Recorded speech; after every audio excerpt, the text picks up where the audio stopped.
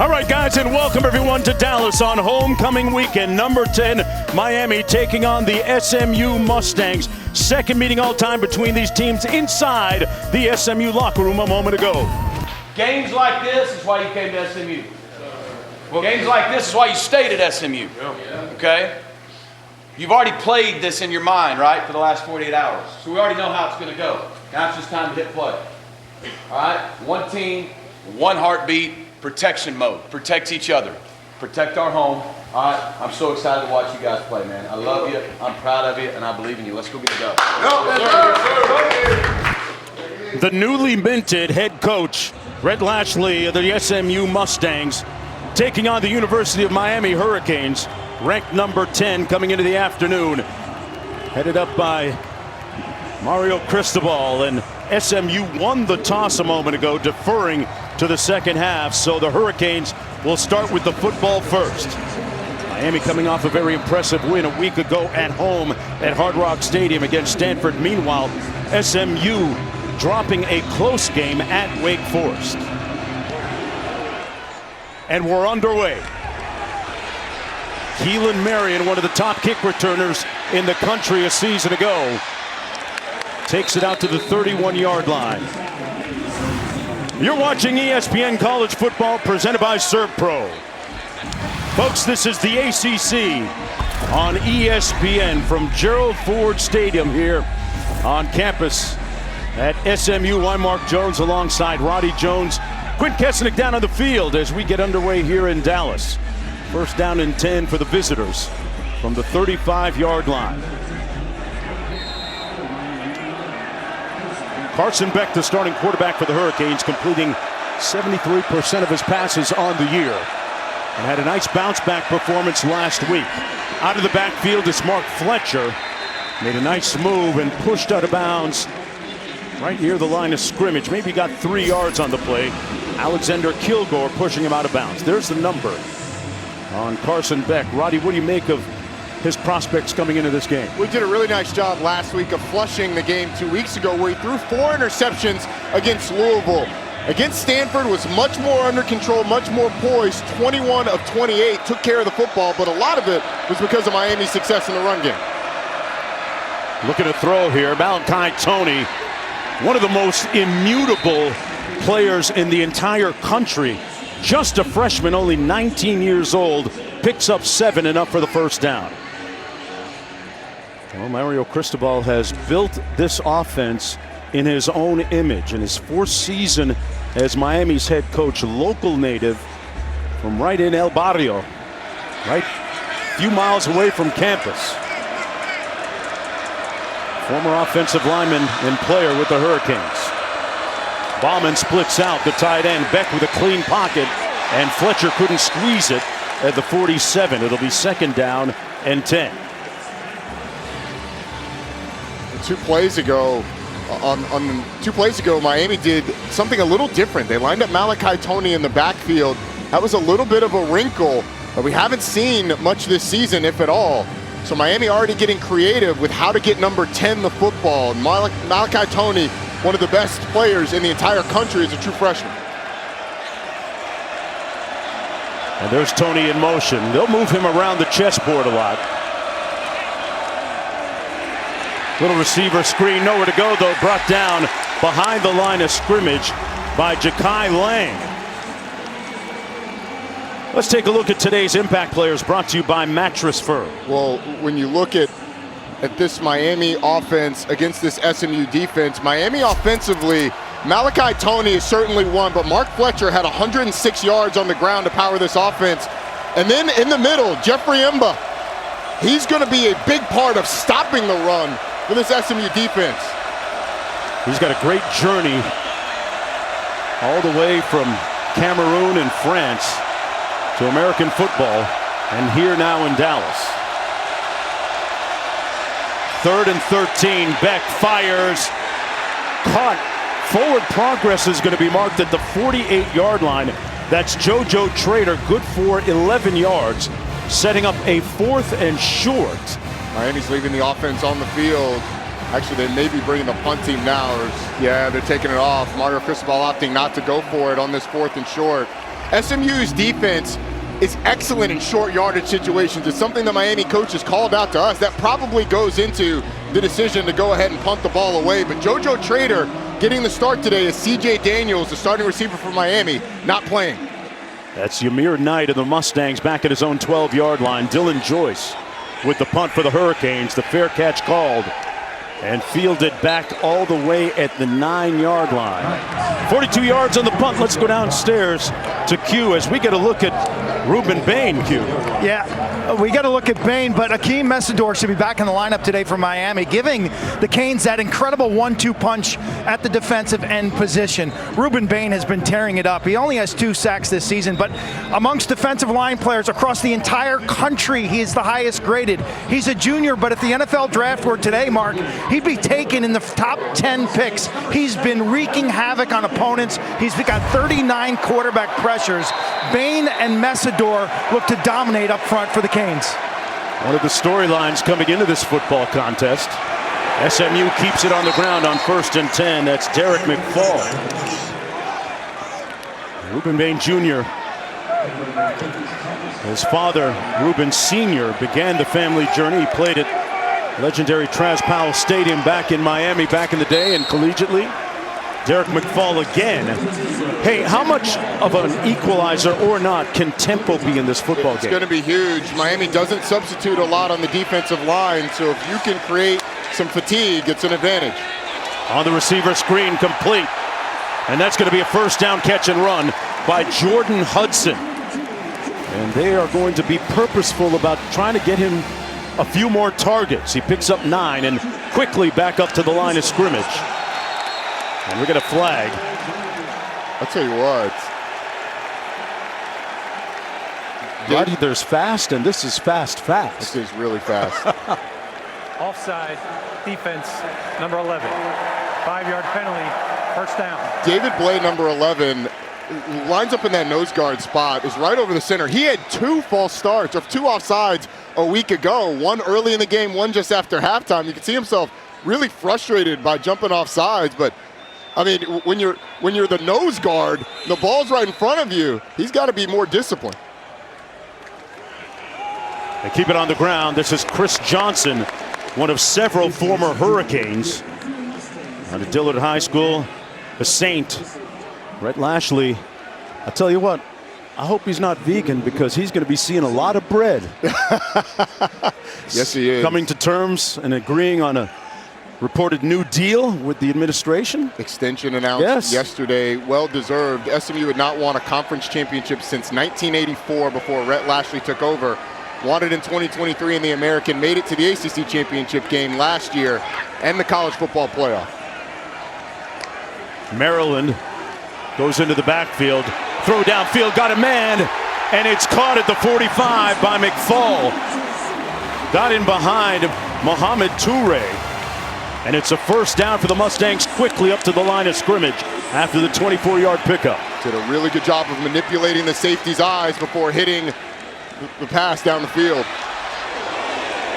Nice run to the left side and a big-time hit by Basaint. Well, Kevin Jennings looks to his left and then slings it, and McFall is able to get around Mohamed Toure, the linebacker.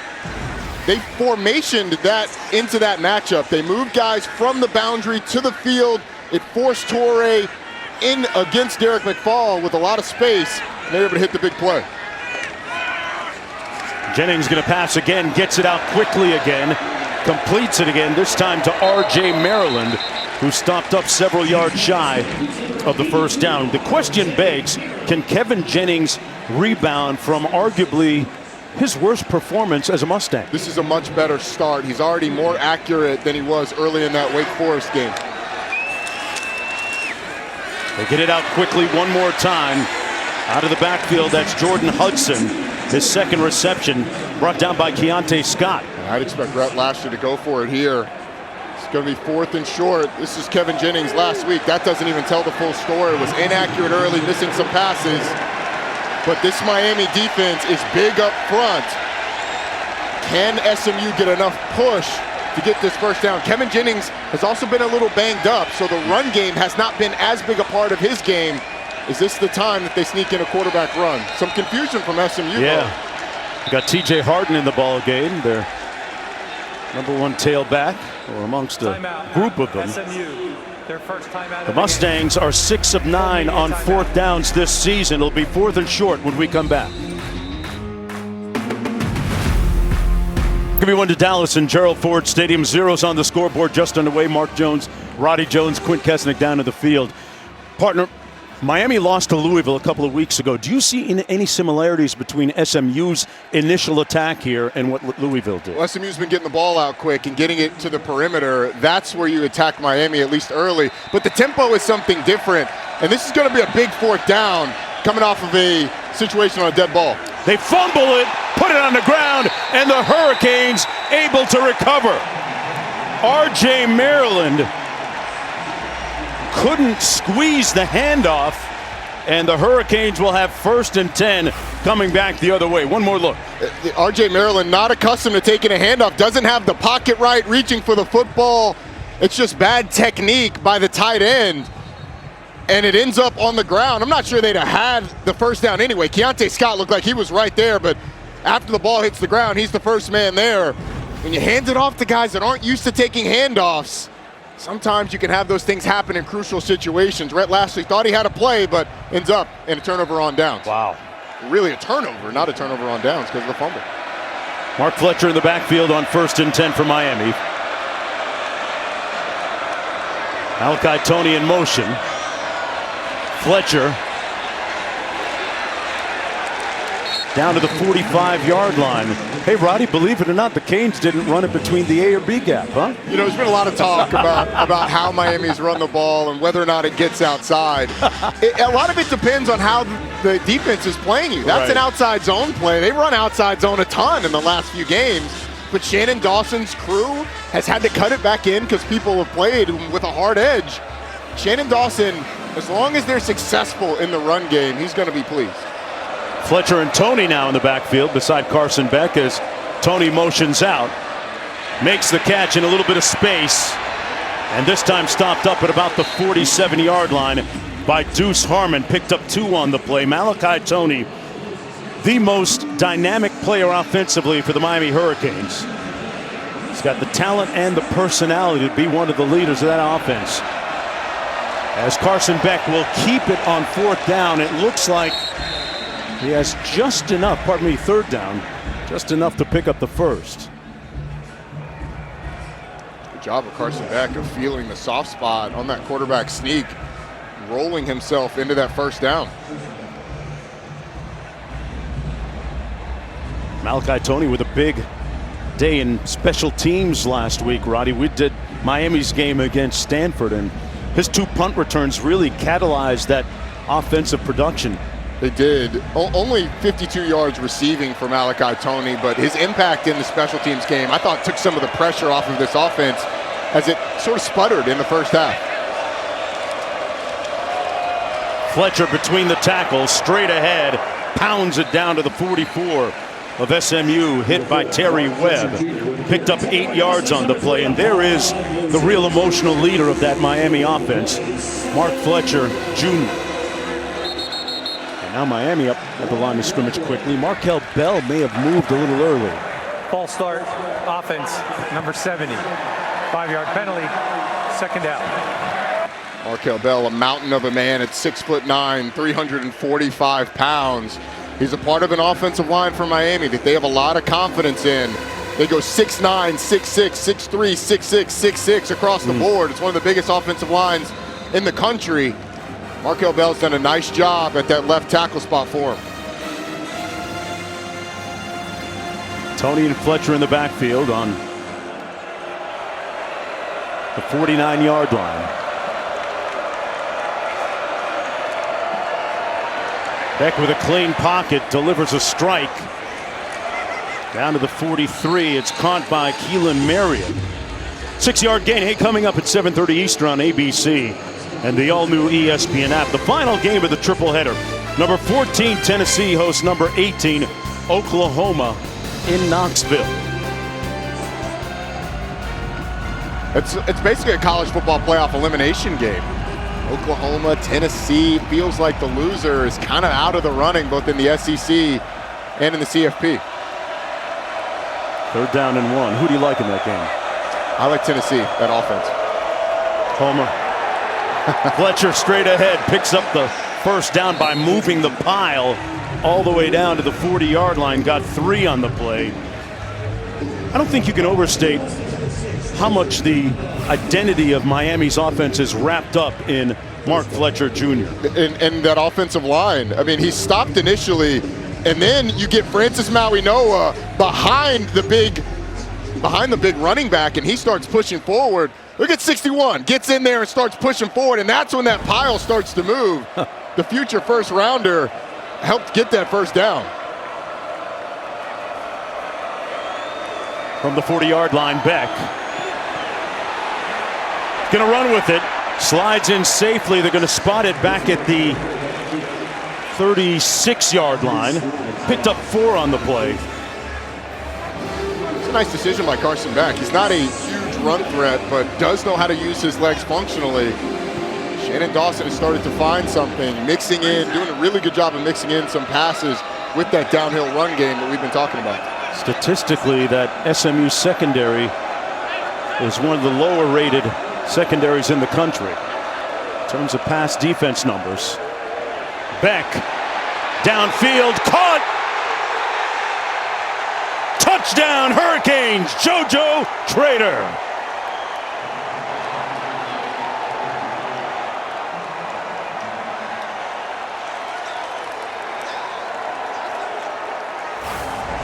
JoJo Trader getting the start because CJ Daniels is out, just slips inside of Marcellus Barnes, and then does a really nice job of using his body to bring the ball in. This was a guy who came in much ballyhooed out of high school. People have been waiting. Where is JoJo Trader? There he is. Shows the immense talent there, and Carson Beck feeling comfortable putting it right on the money. He delivered a strike. And Trader getting the start in place of CJ Daniels today, who's out. Hurricanes strike first. It's 7-0. And Carson Beck looking very much comfortable on that drive. That 4-interception game against Louisville way back. The #1 choice in cleanup and restoration.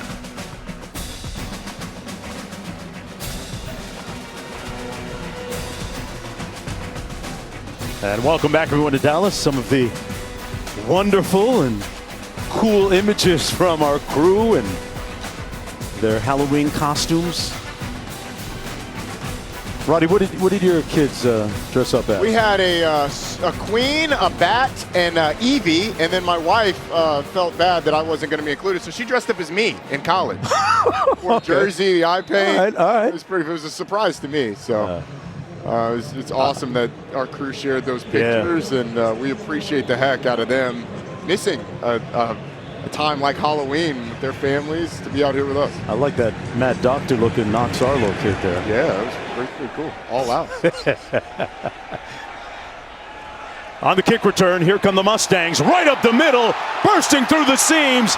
Link Rhodes all the way out near midfield at the 44-yard line. So SMU will have very auspicious starting field position here on this drive.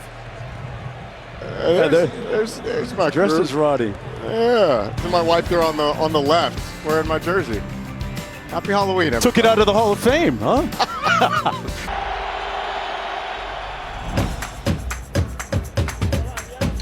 And welcome back, everyone, to Gerald Ford Stadium here in Dallas. SMU trailing 7-0 against the Hurricanes. Mustangs with the football, 1st and 10 from their own 43 after that 40-yard kick return by Rhodes.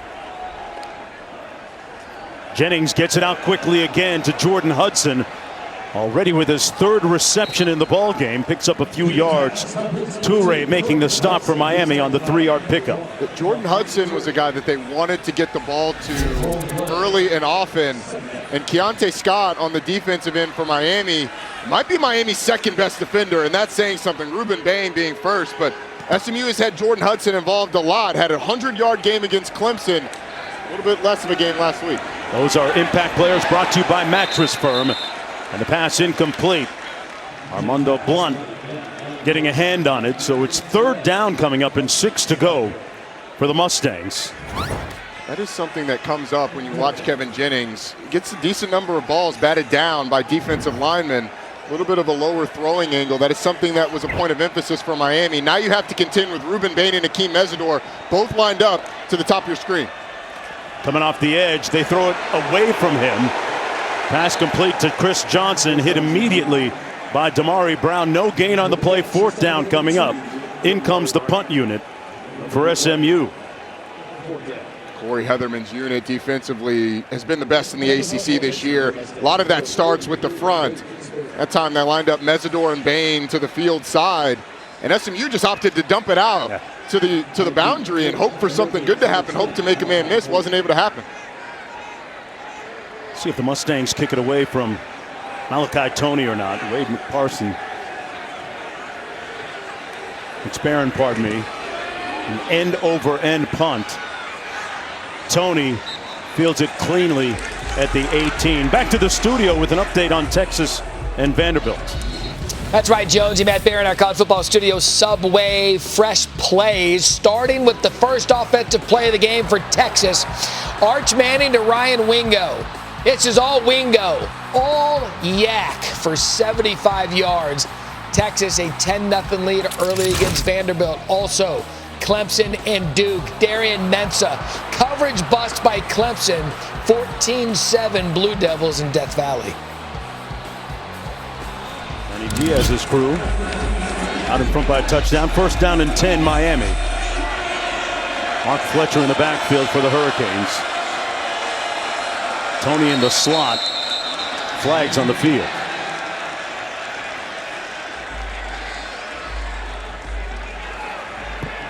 Snap infraction, offense, number 52. 5 penalty, remains 1st down. Roddy, what a great story Vanderbilt is this year. Yeah, they really are.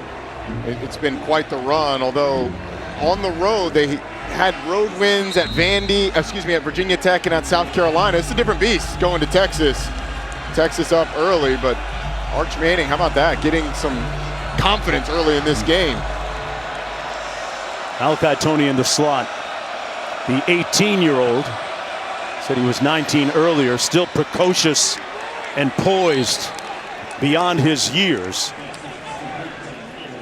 Pass complete to JoJo Trader that time. Picks up 10. 2nd and 5 coming up. It's a good gain on 2nd down, but Mark, the pre-snap penalties for Miami have really hurt this team. It really throws them off. It's a team that's predicated on being 1st and 10, 2nd and medium, 3rd and short. Their ability to run the football. That gain gets them back on track into a 2nd and 5. From the 22, Beck hands it off to Fletcher. Powering and pummeling his way down to the 32. Finally stopped by Brandon Booker, and he picks up the 1st down. Mark Fletcher, one of those local guys from American Heritage High School. Yeah, the right side of that offensive line, just bullying SMU up front. Then Mark Fletcher gets to the 2nd level, does the same. Off the play fake, Beck finds Fletcher out of the backfield, showing off his receiving skills, and out across the 45. And another 1st down. Kyron Chambers makes the tackle on the 12-yard gain. This is an offensive line that's only allowed 6 sacks all year. And so far, Carson Beck has had an eternity to throw the football. Worked through his progressions. He's hit the check down a couple of times. We've seen him run a little bit. Shannon Dawson has to be pleased with the rhythm his quarterback is in, and really the rhythm that this offensive line is in, opening up gaps in the run lane and keeping Carson Beck clean in the pass game. Toney in motion. They keep it on the ground. Across the formation. That time it's Jordan Lyle as we go down to Q. Shannon Dawson this week told us when we spoke to him, he said, I have to have a high capacity for boredom. Interesting, leaning on that running game, leaning on Mark Fletcher, leaning on this offensive line. He said, last year, our defense wasn't any good. I knew we had to score 40 points, and that's why we threw the ball around the yard with Cam Ward. This year, 28 may do it, and you see that in the way he's calling this game, leaning on this offensive line and Fletcher. Yes, you do, Q. And this offensive line, a year older, a year more experienced. Beck going to take off for the 2nd time this afternoon and slides in right at midfield. They spot it at the 50-yard line.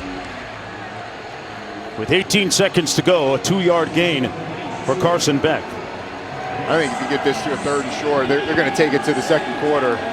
But I think if you get this into a 4th and short, you're going for it behind that big offensive line and the surge that they've been able to get. But Mario Cristobal going to be able to think about it between the 1st and 2nd quarters. They got a lot of beef on that offensive line. 345 pounds, 325, 295, 345, 335. Those pants are full up there. Back after this break.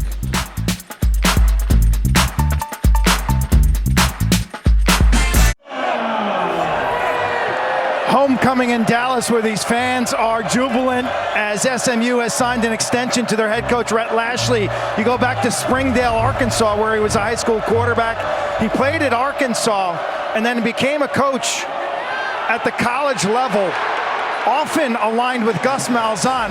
Remember, Gus Malzahn was his high school football coach. So Lashley, after being an OC at Auburn and then Miami, extends his contract through 2032, which will keep him here in Dallas. And let me tell you, Mark, SMU will never lose a coach because of money. Yeah, they've poured a lot of resources into their building here, in a literal sense. We met with him yesterday, and we had definitely gotten a tangible feeling that he was extremely happy where his feet were and are, and that he planned on being here for some time. And they are doing some renovations. They just opened up a new facility here a couple of years ago, and still on the positive up building stage.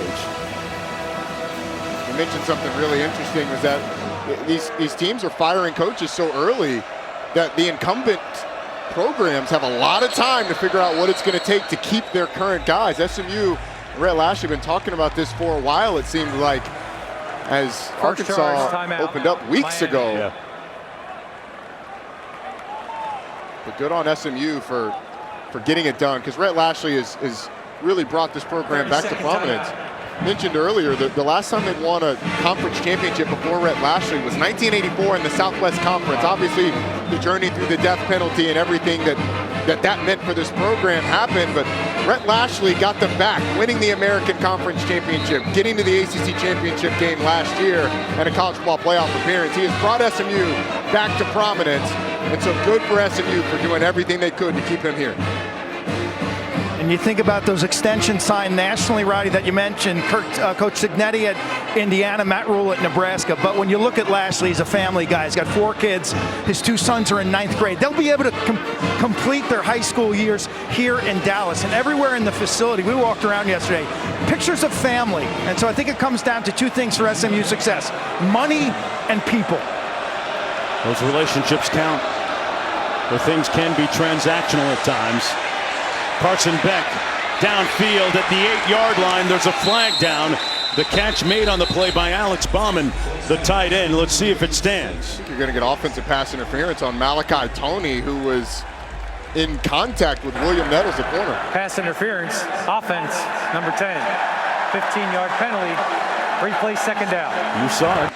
So Malachi Toney runs a go down the sideline, and then he kind of gives up on the play, starts blocking with the ball's in the air. It's Alex Bauman who then makes the catch. I think Nettles would have had a chance to pick that ball up if it wasn't for the interference. So good job by this crew of finding that. Hey, you talk about great running backs that played here in Dallas at SMU. Eric Dickerson, one half of the Pony Express, went on to a brilliant Hall of Fame NFL career as well. Let me say greatest athlete to ever wear the rec specs, Eric Dickerson. And gotta be. And the collar too, right? Made him fearsome. Yeah. And the neck collar? Definitely the best running back to wear that cowboy collar. Beck looking for Toney, incomplete at the 34. So Mark, another offensive penalty for Miami wipes out a big gain. And this Miami offense, especially over the last couple of weeks, has really stopped themselves due to these penalties. Now they're in the 3rd and forever. You're just hoping to get in the field goal range for Carter Davis. Got to get all the way down to the 15-yard line. Malachi Toney, one of Beck's favorite receivers on 3rd down. This season, 36% of the time. Daniels unavailable today. A bunch formation out to the top of your screen on 3rd and long. Beck completes it underneath. That's Bauman down to the 30. Pardon me, Moore down to the 30. Well within field goal range for Carter Davis. Except for a hold on Francis Maui-Noa. Wow. Holding, offense, number 61. 10-yard penalty, replay 3rd down. So Francis Maui-Noa is lined up right here, and he's lined up against Isaiah Smith. I mean, Isaiah Smith's going to get up the field and then try and get back inside, and Maui-Noa just slings him to the ground. And so it knocks Miami even further back. 3rd and 33. Wow. It's never something that you want to see.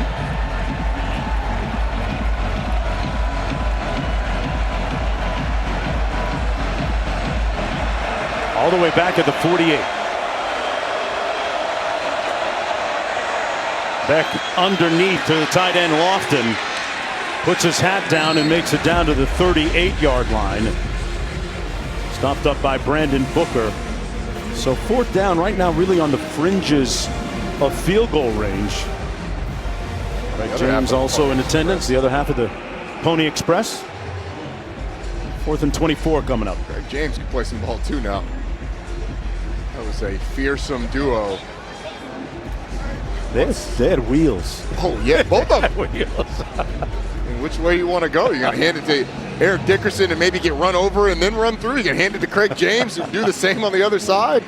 Looks a little different here, the Hilltop, but it is still offensively explosive and certainly something to be proud of. Offense, 5-yard penalty, 4th down. 4th down coming up. They're going to punt. You know, for those of you that don't already know, I decline the penalty. You don't want them to go back anymore. Correction. Okay. Delay game penalty is declined. 4th down. Man, your forecasting is on point today, partner. I mean, it's 4th and a mile. They're not going to go for it. You don't want to give them extra room for them to be able to get this ball inside the 10-yard line. This is really smart on Rhett Lashley's part. Amir Knight back inside his own 10-yard line. Dylan Joyce punting from his own 46. Joyce averaging about 47 yards per punt. We'll try and land this one inside the 10, but it caroms into the end zone, so it'll come all the way out. And if Rhett Lashley doesn't decline that penalty, that thing hits at the 4-yard line. Mustangs with the football when we come back.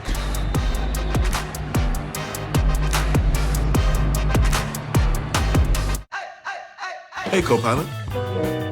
How do I go there?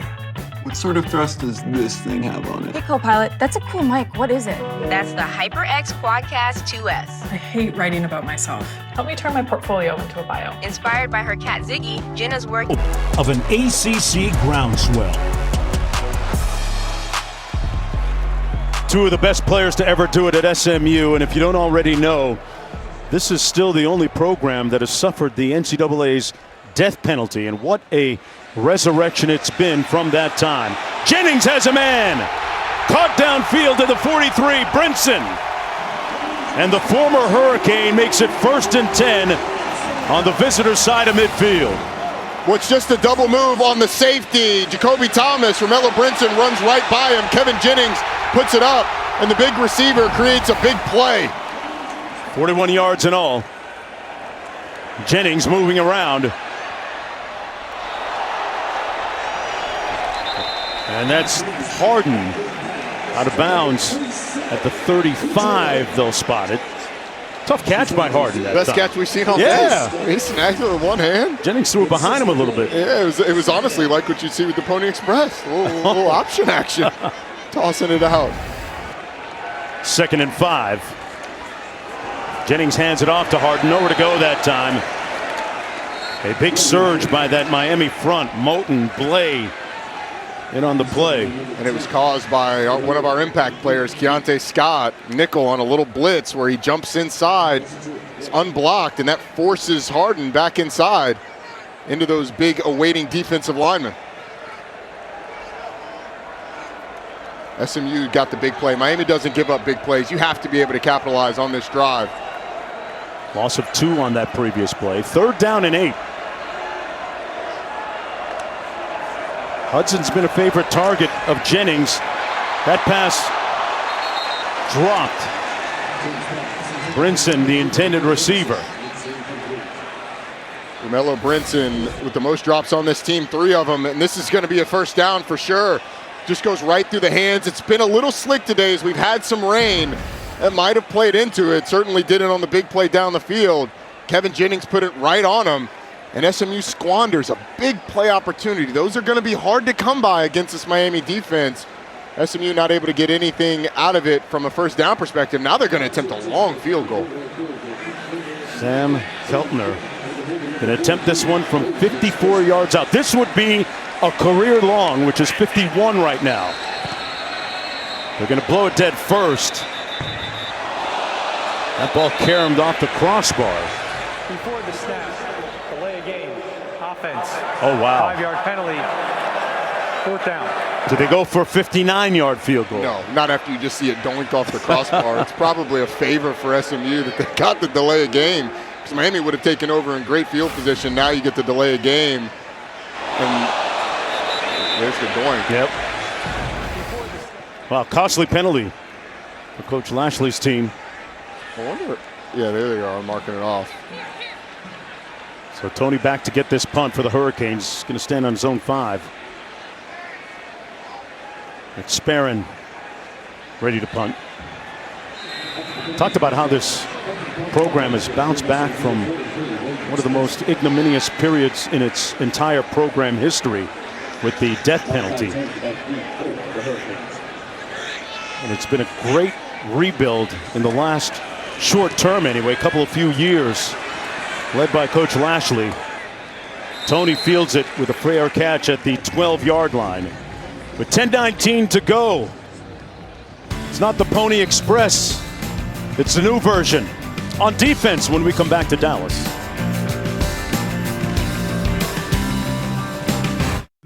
Barry back in studio with our AT&T Multiview, which is keeping fans connected as always. Take a look at ABC. Texas having their way with Vanderbilt early. Same can be said about Duke and Clemson, 21-7 Duke. And a fun one in the American. North Texas up 14-3 over Navy.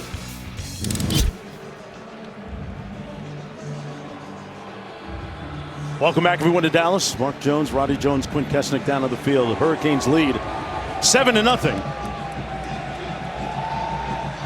Mark, how about that Duke Clemson score in the ACC? This is a Duke team that, as long as they don't turn the ball over, has been pretty good.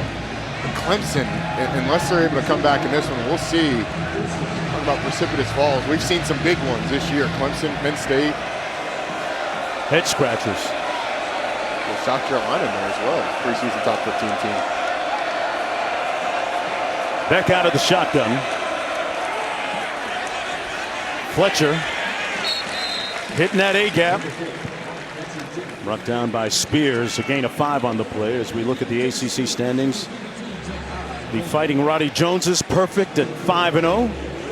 Virginia's been living really well lately, right? They have. They're going out west to Cal today. But 3 overtime wins for Virginia, 1 game-winning safety in the dying embers of the game against Washington State.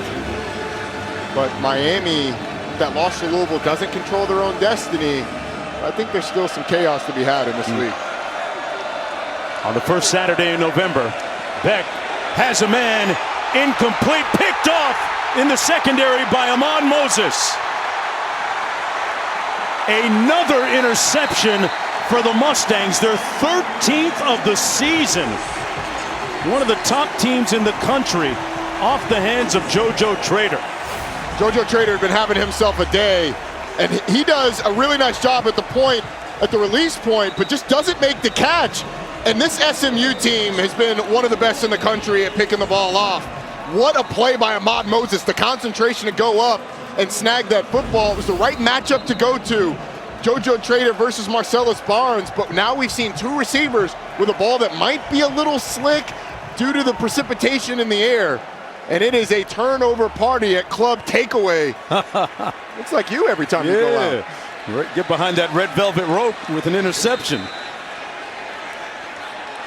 4th interception of the season for Moses. See if they take a shot right after. Jennings pivots, pulls, touchdown Stangs! Yamir Knight making it right.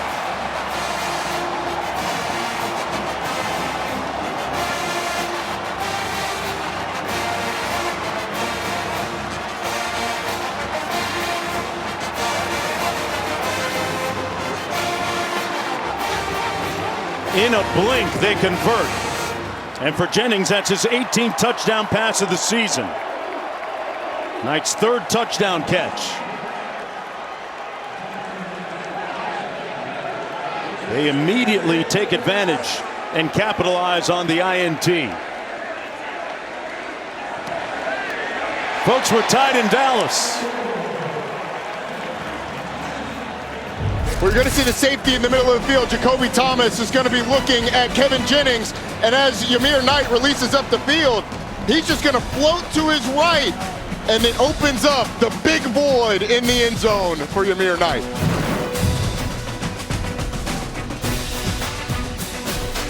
Homecoming weekend here at SMU. A lot of proud alumni in the building today.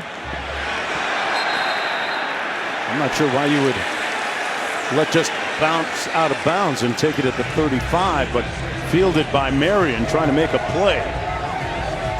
Well, there's the Taco Bell Live Más student section. Only one student section can claim the title of Live Más student section of the year. Who will take home the trophy this year?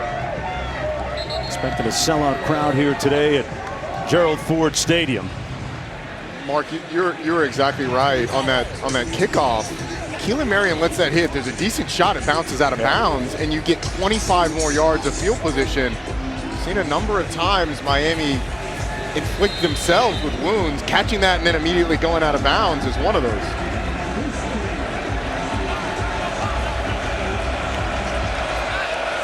First down and 10 for the Hurricanes.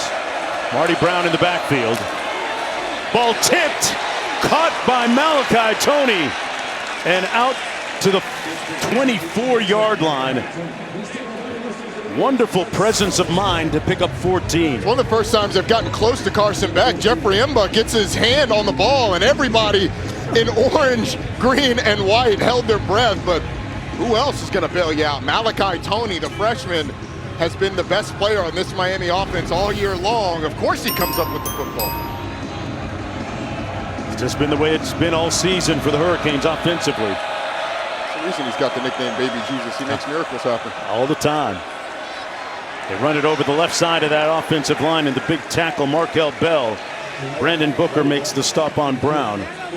Well, we hear that all interceptions are not created equal. That's one thing, but this is the miscue on the kickoff, Roddy. Yeah, if you let that bounce, again, better than probably half and half shot that it bounces out of bounds and you end up on the 35-yard line. And even if it bounces inbounds and you catch it, you have an opportunity to get some positive yardage, and you probably get past the 13-yard line or the 10-yard line, wherever they started this drive. So just a little bit of a mishap by Keelan Marion being a little too aggressive, but Miami's got something going offensively once again.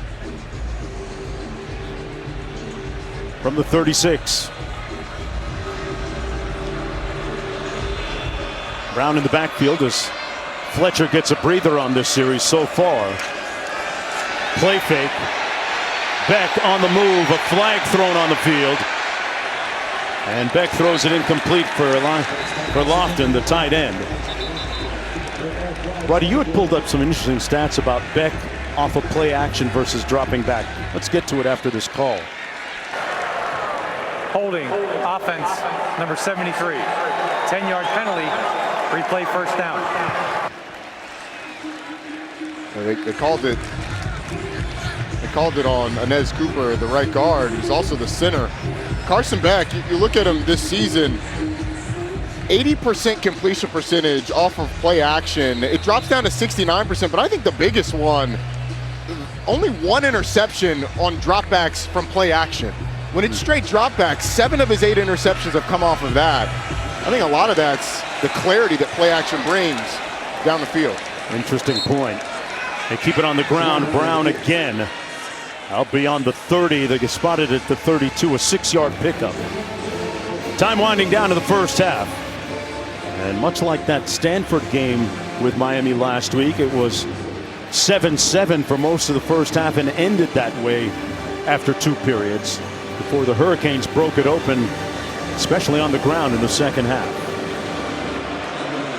2nd and 14.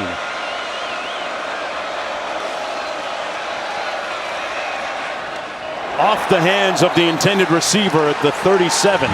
Incomplete for Bauman. Let's go down to Q. This SMU team has all sorts of ex-Miami connections, whether it's Rhett Lashley, who was the OC there, De'Ara King, a former quarterback, Tyler Van Dyke, Reggie Bain, who's Ruben's brother. And so there was some concern from Mario Cristobal this week about espionage, basically stealing of signs and knowing terminology. So he said Miami took all chances to refresh all their calls. He said he was on edge, but they went through everything from hand signals to calls, and they refreshed it to make sure that it's airtight. Got to be secure in your corporate knowledge, and now a frustrated Carson Beck stomping towards the sidelines, and a penalty against Miami. Let's see what happened here. Well, Carson Beck's frustrated because the play clock hits 0. He's trying to get the snap from his center, and so he's frustrated. And then guys end up jumping, so you got to delay a game. You also have a false start. It's been a frustrating start. Miami's penalties have really... Wow. False start, offense, number 73. 5-yard penalty, remains 3rd down. That penalty is actually caused by Carson Beck's frustration. Him yelling sets off the offensive line, but he's frustrated because the play clock had hit 0. So he thinks they're going to get a delay of game called. They had not called the delay of game yet. Roddy, that's the 7th penalty against the Canes for 55 yards already. 3rd and Frisco, Texas to go, and another tipped ball. Incomplete, 4th and long. Punting time for Miami. This defensive line for SMU has started to affect Carson Beck a little bit with pressure, especially up the middle from Jeffrey Imba and Terry Webb. There's no pressure here, but Terry Webb gets his hands up and knocks the ball down. We've seen a couple of tipped balls. We've seen a little bit of pressure in Carson Beck's lap. And it feels like the momentum has started to swing SMU's way because Miami's having one of those days where you're having a lot of self-inflicted wounds. Joyce punting, averaging 44 on the season. A line drive. It's going to take a Miami bounce in a big way. Can they keep it out of the end zone? No, they can't. A wasted opportunity that time on a pretty good punt by Joyce, Roddy. They basically knocked that into the end zone. I mean, I don't understand it, why you would go after it that aggressively. You're not racing anybody to the ball. If Yamir Knight picks it up, just tackle him. Yeah. I don't know why you would be sprinting and trying to pick it up as if it's about to go in the end zone. Let it bounce. Let it keep bouncing instead of being that aggressive with it, and then the long snapper just kind of kicks it. I mean, another special teams mishap. Yeah. Head scratcher. 1st and 10 coming back the other way with 6:40 to go in the first half after that 73-yard career-long punt. That was a great punt. Yeah.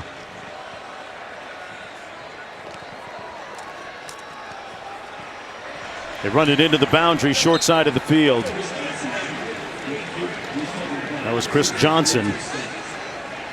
Let's take a look at today's More Than a Home team, brought to you by Cracker Barrel. And some of the cogent numbers today. SMU's won 17 of the last 19 home games. Prior to last week, they'd won 20 of 21 conference games, actually coming into this one. Toure making the tackle on Johnson. Man, that's a game-saving tackle by Mohamed Toure in the hole. There was nobody behind him for SMU. Q did that great report on some of the corporate knowledge that might be left over and being careful to change signals if you're Miami. SMU sent out 3 former Hurricane players as their team captains today in a little gamesmanship. Jennings lofts it downfield, incomplete, intended for one of those 3 former Hurricanes, Romello Brinson. Roddy, I have to ask you, as a former player, What do you make of that when you see some former players coming out to represent at the toss? I would like to make a lot out of it. I'm not going to lie to you. Well, go ahead. Nobody on Miami's sideline has any idea who the captains are on the other side. They have no clue. I never knew who the captains were, so it doesn't matter. Well, they know who number 10 is. And Coach Lashley seemed to be a little perturbed with the fact that they punted it at Malachi Toney last time. He's going to let it bounce. Good directional punt by the Mustangs, out of bounds at about the 34-yard line. Well, time now for our Aflac trivia question.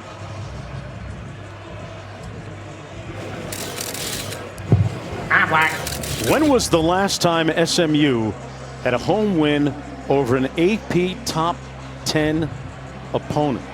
I actually know the answer. Do you? I can't remember the team, but I think I know the year. Okay, I'm gonna go 1981 is gonna be my guess. Although I'm not even sure if they played a top 10 team. That's gonna be my guess. I'm gonna go 83. You know the answer. Are you telling us the answer? Or are you, No, I'm kind of guessing. I throwing think me off the scent? I can't remember whether it was something I saw in the notes or not. I'm guessing, kind of. First and 10 for Carson Beck. Toney in motion. And there he is. Malachi Toney attracting a lot of attention. They don't need a GPS to find that guy. Ahmad Moses and Kyron Chambers making the tackle on the 3-yard gain. We're going to answer the Aflac trivia question right away. Aflac. Last time SMU had a home win over an AP top 10 opponent. Tell me. Oh, wow. 1974. I mean, Texas. You have to have top 10 teams coming in, and when they were going through Conference USA and the American and all, it's hard to get top 10 teams in here, but that's a long time. They'll keep it on the ground. Mark Fletcher. That was the old Southwest Conference days, I'm guessing, at Texas in '74. Timeout for defensive players' helmet. Pardon me, Texas A&M.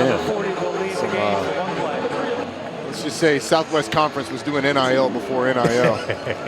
They were ahead of the curve. SMU got caught and got the hardest penalty, but they weren't the only ones. There were a lot of teams doing it back then.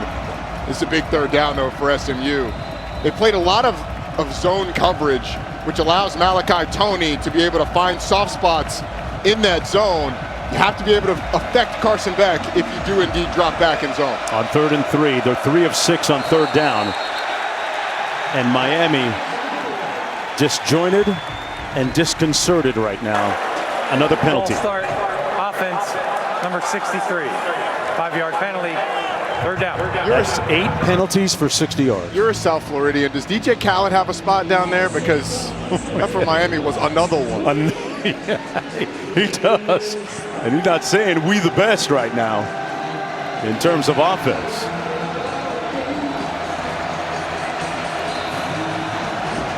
Malachi Toney in the slot right there. That's who you got to find if you're SMU. Beck. Complete to Marion. And that's on SMU's side of midfield at the 47-yard line. Picked up 16 on the play, 1st and 10. Well, it starts with the protection, which is excellent. But Keelan Marion in zone coverage just gets over to the middle of the field. There's no linebacker there. It's in front of the DBs. And a nice delivery by the experienced Carson Beck. SMU can't be giving up 3rd and longs against this Miami offense. Fletcher in the backfield. 4 receivers out on this formation. Beck with a clean pocket. Broken up. Good closing speed to jar that loose by Marcellus Barnes Jr. Arguably their best cover corner and good length at 6'1". He's had a tough day today covering JoJo Trader, but that time in that zone coverage, breaks on the football, knocks the ball out. Intended for Tony Johnson, sets up 2nd down and 10. Marion will split wide to the top of your screen. Johnson at the bottom. Miami's been able to have a lot of surge in the run game. It's felt like they've kind of gotten away from that a little bit. Toney in motion again. They hand it off to Fletcher. They go back to it there, Roddy. Down to the 43-yard line. Kyron Chambers making the tackle on that 3-yard pickup. Under 3.5 minutes to go here in the 2nd quarter. 3rd down and 7 coming up for Miami. JoJo Trader comes back into the football game. There was that tipped pass off his hands that led to the interception and subsequent touchdown for SMU. And the pre-snap look looks like SMU is going to be in zone coverage again. If you're not able to get around Carson Beck and get him off the spot, it gives him a lot of time to find somebody. Play clock. They did not get that off in time unless they called a timeout, which they seem to have done. They have been perilously close several times to not getting the play off. Miami, their second. Carson Beck was frustrated then because he felt like he had control of it, and I think they were going to get away with it. The snap happened almost simultaneously as the play clock went to 0. Likely would not have been called delay of game. We didn't see a flag come out. I think they would have gotten that snap off. So Carson Beck, the experienced quarterback, frustrated because I think he felt like he had a good handle on the play clock and a good play against what started looking like zone. Yeah. And then SMU showed man coverage and was going to bring a big blitz. Hey, the next UFC Fight Night is tonight exclusively on ESPN+. The prelims are going on right now, actually, and the main card begins at 7 Eastern, highlighted by the featherweight main event. Watch on the all-new ESPN app. Here on homecoming weekend at SMU, tied at 7. Miami looking to improve to 7-1. SMU, meanwhile, you think about it, 2 of their 3 losses this year have come on walk-off field goals, so they have been frighteningly close. Could be a different story altogether right now with just 1 loss as well. And they're coming off their worst performance of the season, probably the Rhett Lashley era against Wake Forest. They look a lot better today offensively, and the defense is doing its part. Got to get to the 37 to pick up the first down. Incomplete. No flag on the play intended for Tony. Chambers breaking it up. And it's 4th down. Stang's defense gets off the field. That is such a good play by the 5th-year senior Isaiah Wacobia, the safety who was first-team All-ACC. Malachi Tony's just going to come up and break in, and Wacobia does a really nice job of being patient. You wait for Wacobia, or you wait for Tony to break the route, and then you break. You don't bite until he commits. He is all over it and ends up knocking the ball out. And excuse me, that was Kyron Chambers, not Isaiah Wacobia. Really nice job by Chambers. Dylan Joyce into punt again from his own 43. And a fair catch called at the 8-yard line. Well, it's almost time for the first college football playoff rankings release, folks. Tuesday, November 4th on ESPN. We have the College Football Playoff Top 25 show presented by Allstate. As we get ready for the release, let's see what the Allstate Playoff Predictor has so far. Miami had a 47% chance to reach the college football playoff. Do you like that number? Would you think it's higher or lower? Sitting here at halftime, almost halftime of a 7-7 game, I think it's probably okay. I think it might be a little lower. I do feel like if Miami wins out at 11-1, they're going to get in the college football playoff. The question is, can they do that? I think that 47% feels a little low. Okay. But Miami, hasn't looked great at times this season. Hibner, the tight end, forced out of bounds at about the 15-yard line. And fans, don't forget to go to ESPN.com/Allstate Playoff Predictor to check out your team's chances to make the college football playoff. It's a fun interactive tool. You can pick your team and say, all right, it'll ask you their 3 highest rated matchups, or the 3 matchups that they're most likely to lose. Do they win? Do they lose? And then it spits you out an answer, and it'll even spit out a bracket and say you've got an X% chance of winning the national championship. It's fun. Have to check that out on the all-new ESPN app. Got to look at the playmaker, Michael Irvin. Back where he made himself a wonderful, productive football player here in Dallas, and former Miami Hurricane, attended St. Thomas Aquinas. It's been a little bit of a frustrating afternoon for the punter and the quarterback. Back with more in just a moment. We back like a spine, back like reversing out the. Ohio State in a bit of danger against Penn State. We'll have highlights of that one. Plus, another upset in the Big 12 brewing and a wild season of that conference. Plus, Arch Manning and Texas off to a good start against Vanderbilt. Right here, Arch Manning, second touchdown in the first half, 200 yards overall. EJ Manuel joins me. We'll have highlights coming up. All right, thanks a lot, Matt. Back here, it'll be SMU football from their own 15-yard line. First down and, second and 3.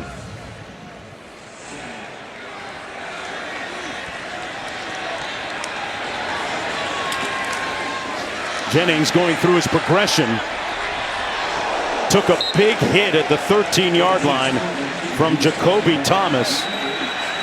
And Thomas took the brunt of that. Slow to get up. It looked like Kevin Jennings was going to have a lot of room, but Jacoby Thomas defensive player injury.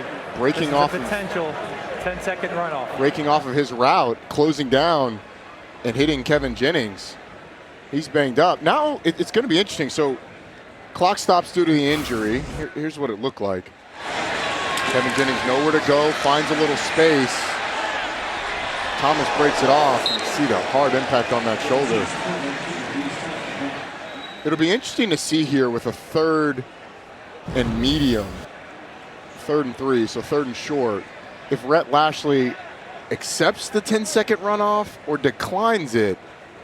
Because if you don't get the first down, obviously Miami gets the ball back, 1 timeout. And so if you're thinking that, then you probably accept the 10-second runoff, let that time run off. But then injury, and there's a 10-second runoff.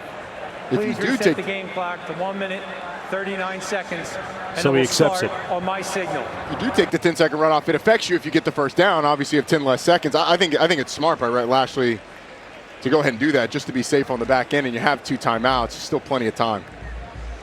Good to see Thomas able to walk off the field under his own agency. 3rd and 3 coming up in a game that some people might feel is a little bit closer than thought it would be. Miami a favorite in this game. Double-digit favorite in this game. But the way Miami plays offensively, slow possession, it sort of lends itself to closer games, especially early on at halftime. But the self-inflicted wounds by Miami on offense and special teams, and then the bust on defense after an interception, that's what has us here tied up. Hurricanes coming into this football game ranked number 10 in the country. SMU 1 of 5 on 3rd downs today.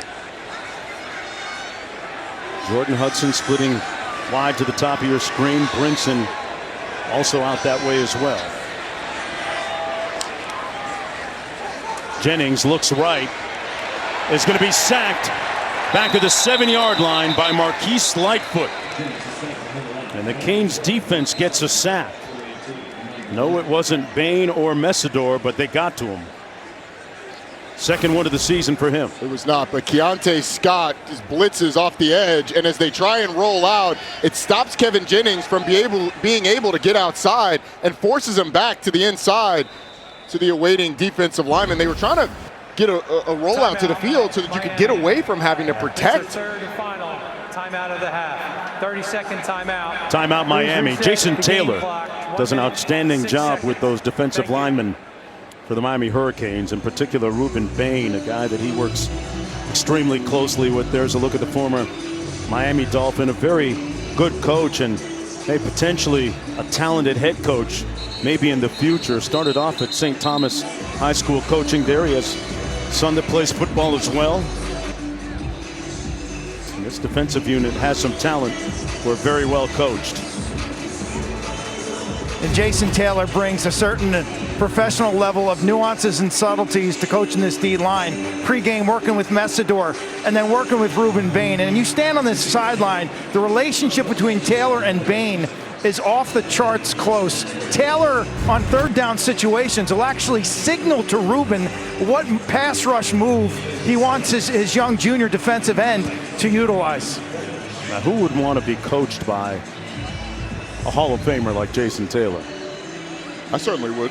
Yeah, especially at that position, man.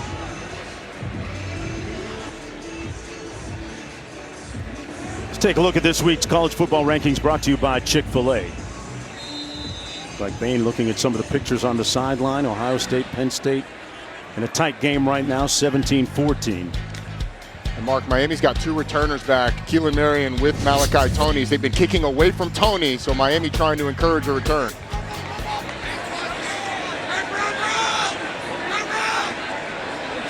Hurricanes are out of timeouts when they get the football here. This will be Malachi Tony from the 44. Got a block from Marion. Got a wall out there. Malachi, one man to beat. And finally forced out of bounds inside the 10. So the strategy, Roddy, worked of sending back 2 punt returners. It'll be 1st and goal Hurricane. Well, Keelan Marion being out there makes sure that one of these guys is going to have a chance. I would have picked Marion because Malachi Tony, good things happen when he has the football. Once again, setting up Miami in great field position. Remember last week, the offense was sputtering in the first half. They couldn't get anything going, couldn't get out of their own way. Well, the beginning of the second half, Malachi Tony has 2 big punt returns to set this offense up in great field position, and he's done it here again. The one thing that SMU could not have happened, and that's a Tony explosion inside the 10-yard line. Hurricanes have to work expeditiously after that 47-yard punt return. They don't have any timeouts remaining. 1st and goal.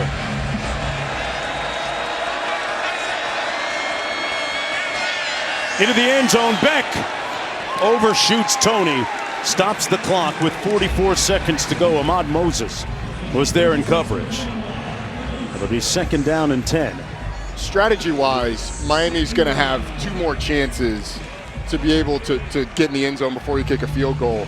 I actually think you can run the ball here on 2nd down. Okay. You got plenty of time to get back up to the line of scrimmage, get set for 3rd down, and then you're going to have to throw it and get an incompletion or a touchdown on 3rd down.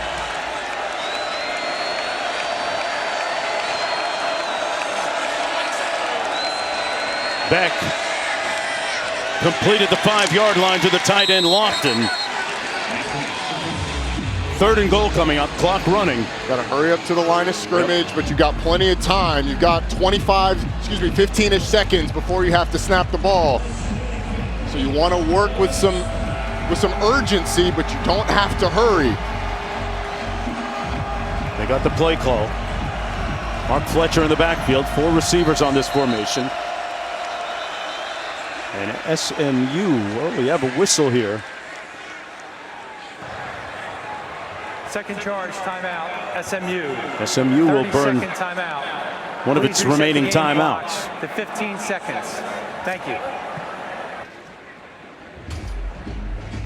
Roddy, for the 2nd consecutive week, we see Miami in a tight football game at the half, just like Stanford last week. It's 7 apiece. In terms of play calling, put on your offensive coordinator hat. What do you like here if you're the Hurricanes? Malachi Tony. Yeah. You don't have C.J. Daniels in the game, so the fade ball to Daniels is kind of taken off the table. So I think you find number 10. You're likely to get man coverage down here.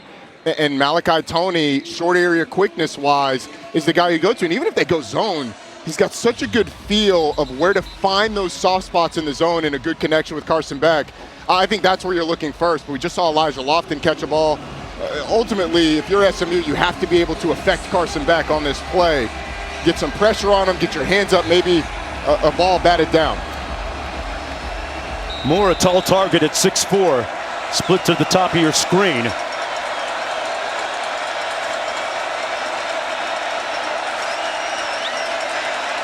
Beck pulls, incomplete, jarred loose on the goal line by Miyazono.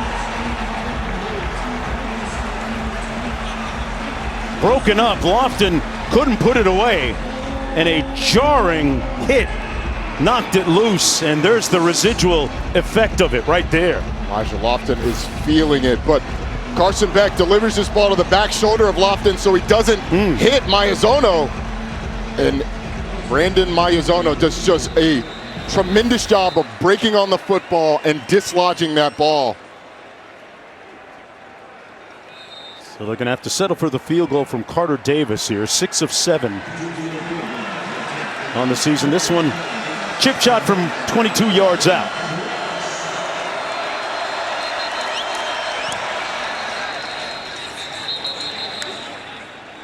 SMU burns a Before the timeout. snap, timeout was called SMU. A touchdown saving hit a moment ago by 30-second timeout. the Will linebacker, Brandon Maiazono, saying to Lofton, don't come in Maiazono. You're going to get tagged and tapped. If Carson Beck had seen that a fraction of a second sooner, you probably are able to get it to Elijah Lofton before Maiazono can make a break on it, but Beck was working through his progressions to get there. Didn't lead his receiver into that hit, but Maiazono, who was a couple yards in the end zone, really hard on that play. And I would say ultimately a disappointing end of the half for Miami after the big punt return inside the 10-yard line from Malachi Toney. Don't want to leave too much meat on the bone in games like this on the road in conference play. Davis from 22 yards out. Light work for Carter Davis, who's now 7 of 8 on the season.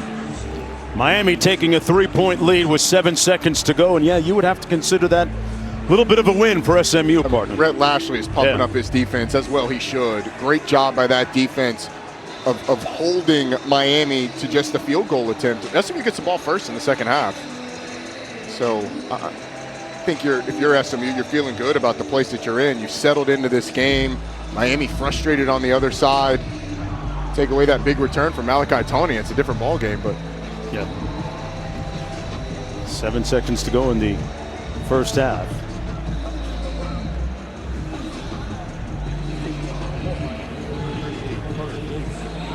Brett Lashley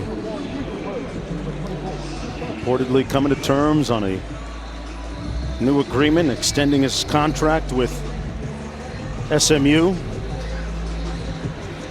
7 years. And this is part of the reason why. Things trending in the right direction here in Dallas. They have branded themselves as Dallas's college football team. And they've already got a top 25 recruiting class coming in as well. It's a big recruiting weekend for SMU. They've done a really nice job. It's a great area. It is. I mean, it's chock full of talent. You can't throw a stone at a high school and not hit a D1 talent. But they've done a really nice job of those high school relationships, getting commitments from big-time players. This is really their first recruiting class last year's as a Power 4 program. Arrows pointing up for the Ponies, although they are down 3 at halftime. That's why he came here, and that's why he's staying here. Meanwhile, back in Liberty City and Brown sub, Hurricanes fans a little concerned, leading by 3. First half, leaving Mario Cristobal feeling busted and not to be trusted. Getting ready for the third quarter. You're watching ESPN College Football, presented by ServPro. This is the ACC on ESPN. Under a benevolent sky here in Dallas. SMU trailing by a field goal, but they will have the football to start the third quarter. Mark Jones, Roddy Jones, Quinn Kesnick down in the field. Miami offense unable to find its rhythm, the result of a lot of penalties in that first half.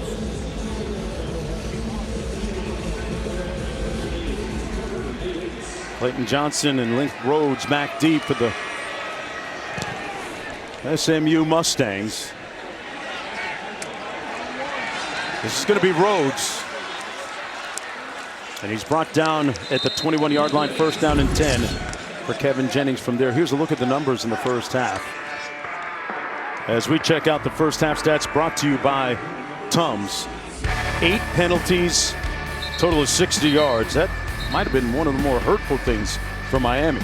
It's really felt like Miami's defense has controlled this game, but an interception set up SMU with great field position. They've got a bust down the field, and SMU scores off of it.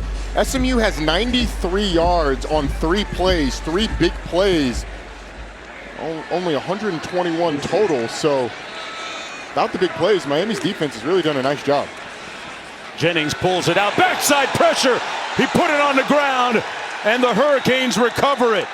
Ruben Bain Jr. there to take advantage of that hit by Xavier Lucas. The ruling on the field by the defense. First down, Miami. Well, Lucas is going to blitz, and he's actually going to hesitate when Kevin Jennings kind of hesitates himself. He pauses to see who has the ball, and then the question is Kevin Jennings' arm moving forward when that hit comes? I thought that it was a fumble in real time, but obviously being reviewed, Lucas hesitating to see, does the running back have the ball, does the quarterback, and then knocks it out. Bain with the recovery. You see possession of the ball, and then you see the ball, and then the hand going forward with the possession of the ball going forward. I agree. This is going to be ruled an incomplete pass. Are we all in agreement? Yes, absolutely. Good job. We're going to go back to the 21-yard line, and it'll be second down. Position 1. Position. So we're going to have. So it's going to be position 1, and we're going to have 2nd and 10. Got it. Perfect. Thanks, guys. And the That previous play under review from the ACC Game Day Operations Center in Charlotte. After further review, it's an incomplete pass. Second down. So they'll have another opportunity. Really cool look behind the scenes that we see every week from the ACC. And I agree upon the review. I think this is the view that shows you that arm does start to move forward when Kevin Jennings gets hit. It was bang, bang in real time, but SMU gets away with one there because a fraction of a second sooner, and it's probably a fumble. 2nd and 10 as a result. Harden in the backfield. Jennings to pass again. Flushed out by Bain. Pass caught at the 36 by Hudson. 1st and 10, Ponies. 14-yard gain. Back up to the line of scrimmage quickly. SMU got away with one. They had 2 guys for Ruben Bain, and neither one of them touched the defensive end. Jennings completes another pass. And that's going to be ruled out of bounds at the 41. Catch by Hibner. Yeah, this was Jordan Hudson just finding space and making himself available to the quarterback, showing him his numbers when Kevin Jennings starts to scramble, work out, stay in his vision. Jennings, complete on the back shoulder fade. Boy, nice catch by Hibner again. Down to the 43-yard line, 1st and 10. Matthew Hibner got banged up in the last game, but a really nice catch against Keontae Scott, the nickel. Good for 16 yards. In rhythm, Jennings completes another one, and another first down to Brinson, the former Hurricane, out of bounds at the 25. And because SMU has been able to get into their tempo, we've seen some substitutions on the defensive line. Ruben Bain and Akeem Mesidor a little more fatigued than they were to start the drive. Good for 18 yards. Jennings, hot shooter right now, and incomplete, intended for Brinson again. Defended by Lucas. 2nd and 10 coming up. How much of an equalizer has the tempo been, if at all, so far? It's hard to say it's been a big equalizer. Okay. It's been successful when SMU's gotten into it. But ultimately, the touchdown that SMU scored came off of the interception, the turnover. So it has impacted the game some, but Miami defensively has still been pretty good, even with the tempo. McFall motions out of the backfield. Jennings looking to run. Now gets rid of it, completes it. Hudson pushed out of bounds inside the 10. It'll be 1st and goal, SMU. And Kevin Jennings got rid of the ball just before he crossed the line of scrimmage.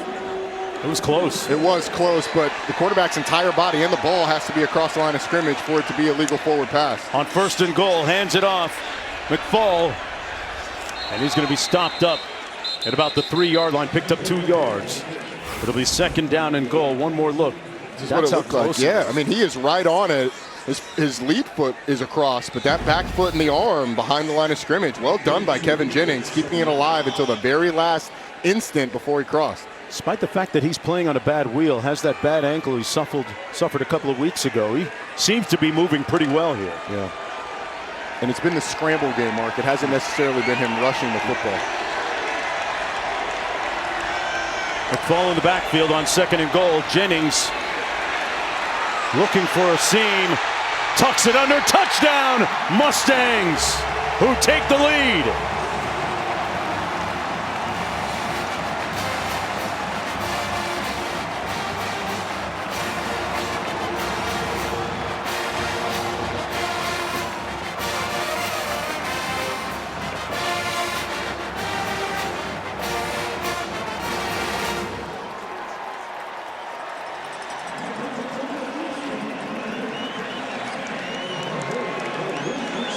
Jennings with his second rushing touchdown of the season. The extra point good, and SMU leads by 4. Well, they try and block Ruben Bain with a guard, and he actually forces the pressure. But Akeem Mesidor, number 3, he's going to be in the middle of your screen right there. Watch out how he's slow getting out there. That is the effect of tempo down the field. The defensive end who's played play after play after play at speed, not able to get out on the quarterback as quickly as we would expect. Kevin Jennings able to break the defense and get in the end zone. That's the effect of that tempo, Mark, that we were talking about. Those defensive ends getting a little more tired late in the drive, not able to get out on a fast quarterback. Seemed to take his wind and his legs away right there, and Jennings winning that foot race into the end zone. First lead of the football game for SMU. Talked about Jennings playing on that bad ankle, but he's got a lot of toughness and temerity. His father taught him that as a youngster. His dad played college football at Texas A&M Commerce. In the stands watching his son perform today. On the return, this is Marion.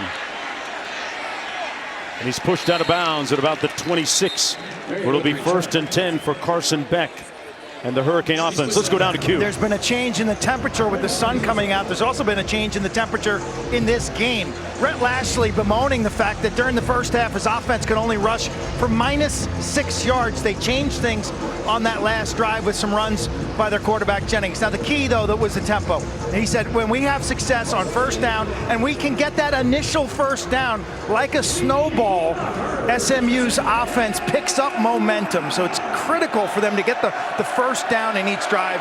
And last thing he's told me, Mark, he says we can't be punting the ball to Malachi Tony. Good stuff, Q. Out of the backfield, pass complete to Johnson. Tony Johnson broke a couple of tackles and made it all the way out near the 33-34 yard line.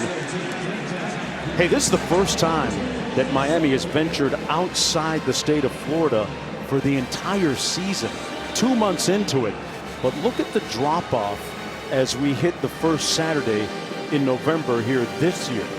Historically, going back to 2022, there has been a precipitous drop in win percentage. Miami was undefeated in November last year before going to Georgia Tech, losing that game, and then later in the season losing against Syracuse. It's curious. I'm not sure there's a great explanation for it. Mark Fletcher pounding away for the first down.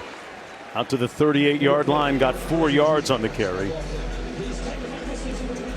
Finishing is part of the adage and part of the lexicon for the University of Miami this year when you look at those numbers. They're aware of it. They are, and you can't harp too much on it. It's a different team every year. I mean, this team has a new quarterback, new pieces around him.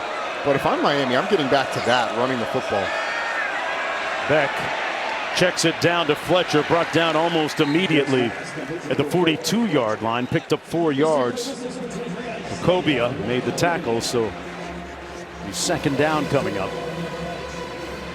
Mark Fletcher, of course, the emotional leader of that Hurricane football team. Pre-game, he always hangs a shirt adorned with his dad's name on it in his locker. Big Mark, his late father, was a dad to a lot of players on this Hurricane football team. Here he is hitting that edge out near midfield at about the 49 and picks up the first down. William Nettles forced him out on the 7-yard gain. Well, that quick motion by Malachi Tony in the fake reverse takes the corner inside a little bit, and then a couple good blocks on the edge allows Miami to get outside the defense and get a positive gain. And I think Shannon Dawson's capacity for boredom, like Q talked about, is going to be tested in this second half. They've had success running the football. On the blitz, Beck off the play action finds Tony for the first down at the 33. Moses brought him down, and there's a flag down all the way back at the 37-yard line. Let's see if this play stands or not. personal foul, roughing the passer, defense, number 6. 15-yard penalty added to the end of the play. First down. That's going to go against Jeffrey Emba. We had a great meeting with yesterday. He's able to get into the backfield. James Brockermeyer hits him a little bit. We don't see the end of that play. We certainly didn't see a roughing the passer there. Maybe a high hit to the quarterback. Emba's going to come back in the football game. Let's bring in Jerry. Jerry, your thoughts on that and why? So I thought the timing was good, but as Rowdy mentioned, the hit could have been high, but also the one thing we didn't see was whether he drove the quarterback into the ground. That very easily could have happened. Thanks, Jerry. It's a 1st and 10. Tony in motion. Fletcher with a yawning hole all the way down inside the 5 to the 3-yard line. 1st and goal, Miami. Mark Fletcher with a 14-yard gallop. Well, you're going to get great blocks on the right side, and then a puller comes around to kick out.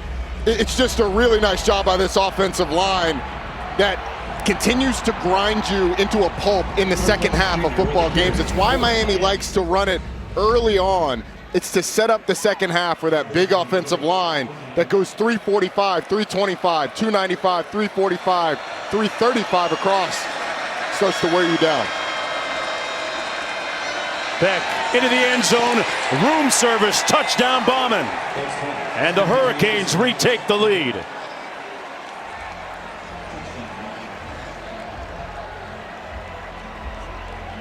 He was wide open. Boy, that's how you respond. Remember what happened last week? It was tied at 7 against Stanford, and they went on to win 42-7. That's the first touchdown reception this season for Alex Bauman.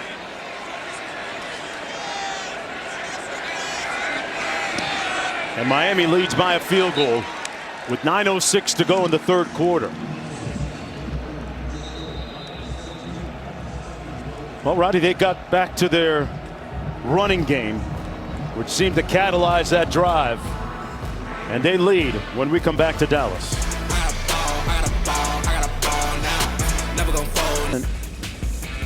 Chance to reach the ACC championship. Virginia at 46.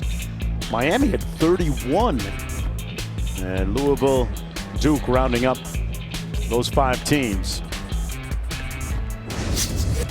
I think Pitt should be on that list. They play both Georgia Tech and Miami down the stretch. You got to win those games. Yeah. I guess analytics says they're probably not going to win them. Boy, Rhodes going to run it out of the end zone. Not sure about that discernment, but he's going to be brought down at the 12-yard line. I am 1st and 10 from there. I am sure that was poor discernment. It was a terrible decision. You're 9 yards deep in the end zone. Here's the top 7 in the ACC conference. 7 teams with 1 or fewer losses. Miami with the most games to go. Still 5 ACC games to go. Georgia Tech only has 3 of them. But interesting, you mentioned, or we saw it earlier, of those top 6, Duke is on the road, Georgia Tech on the road, Virginia on the road. A lot of road teams. I tell you, I love the way Haynes King is playing quarterback this year for your alma mater. 9 minutes to go in the 3rd. Little tunnel screen complete. A good tackle at the 16-yard line on the play by Jacoby Thomas. But a good gain on the RPO from SMU. Safety comes down, toss it out, get to a 2nd and 5. Jennings tipped at the line and harmlessly incomplete. Justin Scott got a hand up. So it'll be 3rd down and 5 coming up. It's a nice job by Justin Scott. We talked about it earlier. Kevin Jennings has had some balls batted down this year. And now you've got to deal with Miami on 3rd downs. They've tried to do some different things, moving the pocket to get Kevin Jennings away from this rush. But you're going to have to deal with Ruben Bain. At the top of your screen, one of the best pass rushers in the country. On 3rd and 5, wide open and dropped. TJ Harden forgot to make the catch first. And when I say that he had open real estate and chattel in front of him, look at this. There's nobody there. You get a slant from the receiver that brings the corner in, and there is nobody between TJ Harden and certainly the first down, but only one person between he and the end zone. I mean, that is just a crushing drop. You have wide open. They didn't block Bain, knowing that they were going to throw it past them. Great call by Rhett Lashley, just poor execution. Wade McSparron punting from his own 3-yard line, his 5th punt of the afternoon. Malachi Toney back at his own 37. A high end-over-end punt. Toney watches it bounce at the 37. And it rolls all the way down to the 25, where it'll be 1st and 10 for Carson Beck. I think after that 57-yard punt. I think the sun saved SMU on that punt, or else Malachi Toney would have been able to catch it. That's a great point, but look at this. Speaking of catching it, that's what you got to do first.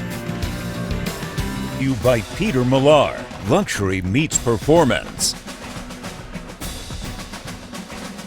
I picked a bad time to stop eating red meat, Roddy. Lucky for me, I did not follow your path there. I wonder if they can make us a plate and bring it up here, because brisket. That brisket looks good. So we've enjoyed our time here in Dallas, getting ready for this football game. Had a nice meal at Cocktail and Kitchen yesterday. Some jerk chicken and black-eyed peas and collard greens, and something that you could enjoy with that guy, Michael Irvin, the playmaker, one of the best to ever do it. Watching from the sidelines. 1st and 10 for the Hurricanes from the 25. Jordan Lyle in the backfield. Beck incomplete out of the backfield, intended for Lyle. It'll be 2nd down and 10. Iazona there in coverage. Well, SMU is creeping a safety down into the box. They're playing a lot of one high, which means they're bringing one of those safeties down to encourage Miami not to run the football, to make the numbers favorable to throw the ball. And Miami's had some success there, but I think SMU's ability to sort of dictate what Miami's going to do. I mean, look at Isaiah Wacobia sort of creeping there in the middle. And Miami ends up running it on this occasion. Lyle tripped up, might have picked up 2 yards, setting up a 3rd down and 8 now.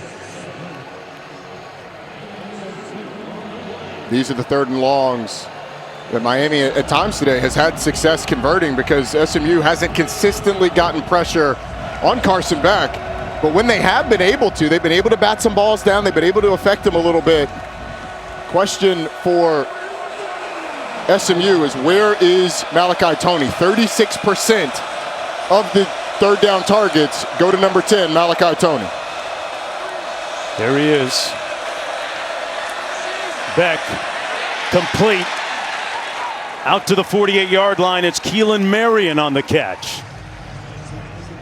And they move the chains on the 21-yard completion. The absence of C.J. Daniels, who's the other big target. Keelan Marion has stepped up on a couple of these 3rd and longs. It's a really good job on the end-breaker, delivering it from Carson Beck. Keelan Berry in the BYU transfer, one of the top kickoff returners in the country a season ago. Beck checks it down. Toney with the catch.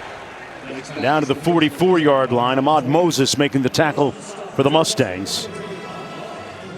And we have an injured player down in the field for SMU. That's Ahmad Moses. Take a look at the numbers on Carson Beck. 17 to 26 with a touchdown today. It's a lot of attempts today already for Carson Beck. 29 attempts so far in this game. It's been a pass-heavy game plan. The one interception, all interceptions are not created equal. That one wasn't on Carson Beck. That was a drop by JoJo Trader that popped up into the air, and a really nice play by Ahmad Moses, who injured on this play. I mean, he is one of the best players on this defense. You can see him walking very gingerly off the field, the captain. Q? Yeah, Beck's been very efficient, not flashy since his 4-interception performance against Louisville 2 weeks ago. This is a guy super experienced, 6-year senior, 30 career wins. He's 30-4 as a starter. 22 years old now, and I just get the sense that he's very much in control. He's playing within this system, and he's not trying to make the flashy or highlight play, Mark. It's a great point, Q. He's done a great job of working back to his checkdowns quickly, not getting greedy. It's a great point. 2nd and 2. Hurricanes will pick up the first down on the ground. That's Jordan Lyle again, down at the 38-yard line. We talk about patience being the key for the Hurricanes offensively, in the run game in particular. And we have an SMU player. It's going to cost down. It's going to cost SMU a timeout. The ball was spotted. Sure looked like the player went down. Charge timeout. SMU, their first time out of the half. That's Terry Webb, number 4, the starting defensive tackle. And this is the part of that rule that I understand why they put it in, but I don't like this part of the rule because Terry Webb is clearly banged up. He's trying to get off the field, but Miami hurries to the line of scrimmage, and he was kind of in a place where it was going to be hard for him to get back to tough it out. It was going to be hard for him to get off the field. You'd like for in that situation the player to just stay down, but I mean he's doing his best to not have that stoppage, especially after getting up and working it out and saying, "Oh, I can't go." It's unfortunate that SMU has to burn a timeout there, although I understand why that rule is in there. What do you make of it, Jerry? Yeah, this year the coaches have done a really good job notifying their players that if they are injured, they must stay down. They cannot try and play the hero role and try and stay in and then all of a sudden go down later, because that will cost them a timeout, as in this case. Yeah, but as a player, sometimes you don't know until you stand up. Exactly. It hurts too bad. So I don't like that implementation of a rule that's there for a good reason. On the jet sweep, Tony hit immediately, falling forward for a gain of about 1 on the play. You're right, Roddy. As a player, you're thinking, oh, okay, I'm a little shook, but let me give this a try. And then you decide, your body says, no, you're not going to give it a try. I mean, it's a collision sport. You know how many times you feel like, I don't know, and then you stand up and you're like, okay, I'm good. Sometimes it goes the other way. I mean, it probably happens to Terry Webb every 3rd play. So I understand it, but certainly I just hate it in those scenarios. Beck has completed 7 of his last 8 passes.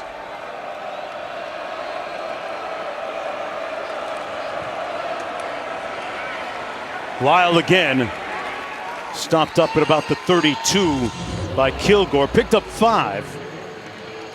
Well, tomorrow on Sunday NFL Countdown, before the Chiefs battle the Bills, Alex Smith goes all access with Patrick Mahomes on the art of off-platform throws. Plus, live from Detroit before J.J. McCarthy and the Vikings take on the Lions, and Randy's best catches from the week in You Got Moss. Sunday NFL Countdown, 10 Eastern on ESPN. These 3rd downs feel like they are just building in magnitude for SMU defensively. They've had a hard time getting off the field on these 3rd and mediums. They keep it on the ground again. Lyle stopped up shy of the first down by that much. So we're looking at 4th and about 1. And Fletcher will come into the ball game for the Hurricanes. Their big bruising back. And try and maraud his way through that defensive line. 4th down and 3. No, it's about 4th and 1. Okay, it says 4th and 3 in the graphic. Yeah, I thought so. It's about 3 feet, and they're going to get behind that big offensive line most likely. Those 2 guys in the middle, Terry Webb and Jeffrey Imba, have to come up big if Miami's going to run it up the middle. And the Hurricanes are going to call a timeout here. Burn one of their 3 remaining timeouts. 10-16 on 4th downs this year. Back after this.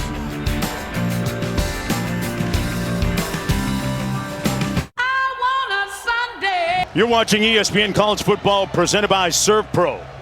Miami Hurricanes going to go for it here on 4th down and about 1 to go on this, the 9th play of the drive. They love the right side of that offensive line. Francis Mauinoa and Inez Cooper, both well over 300 pounds. Their best 2 run blockers. And Mark Fletcher in the backfield.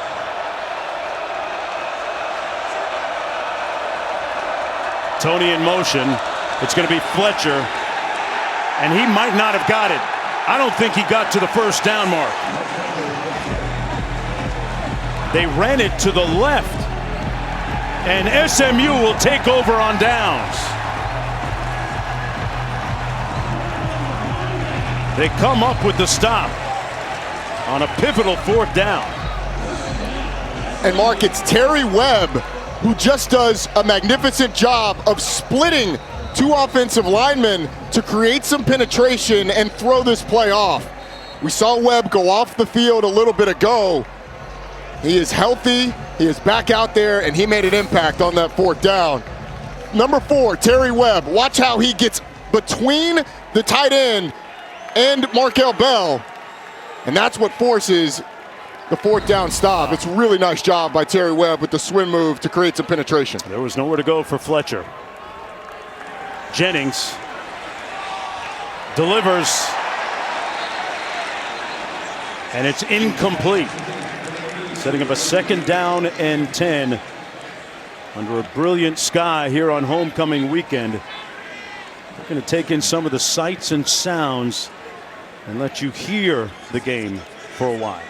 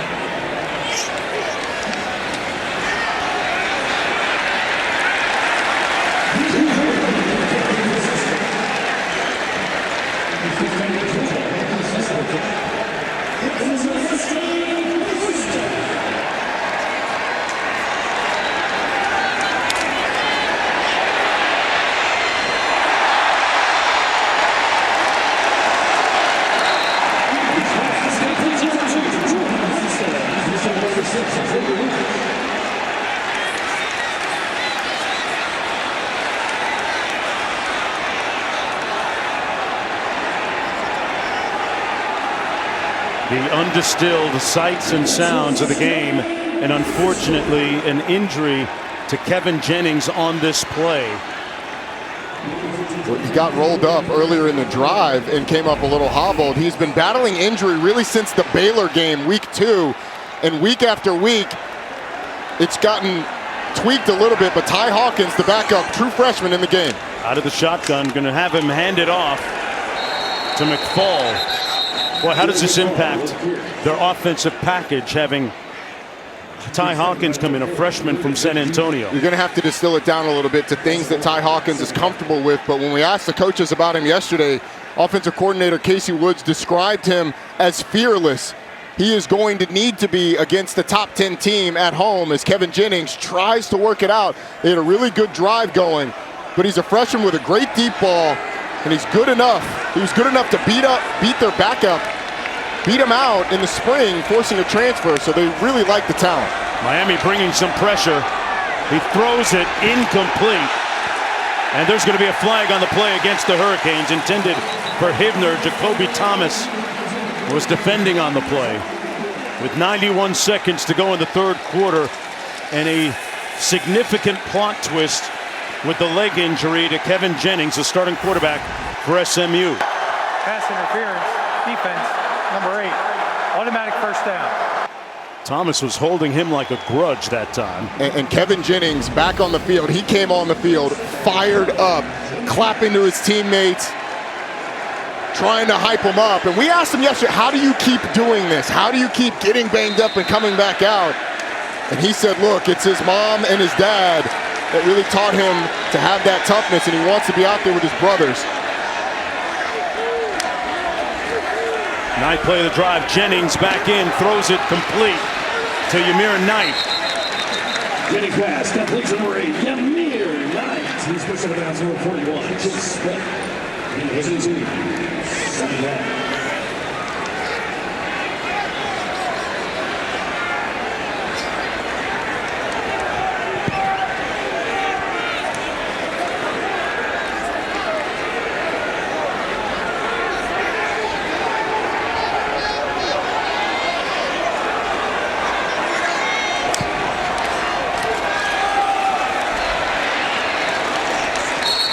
This Johnson Jr. with the carry for the Mustangs is double number 3. Nesbitt. He won the play.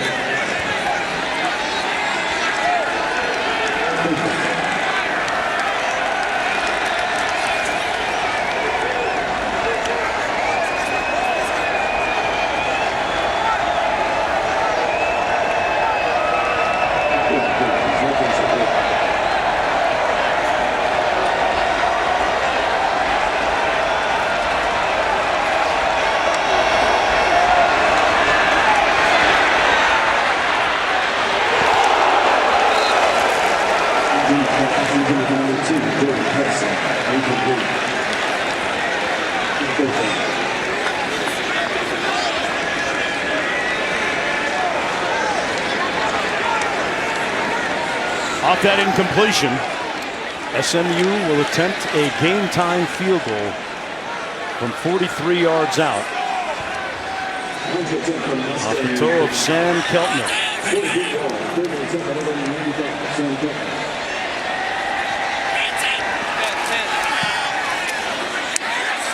We are knotted at 17 in this, the biggest game being played here at home since 1983. A top 10 opponent on homecoming weekend. And SMU has drawn even with 7 seconds to go in the third quarter.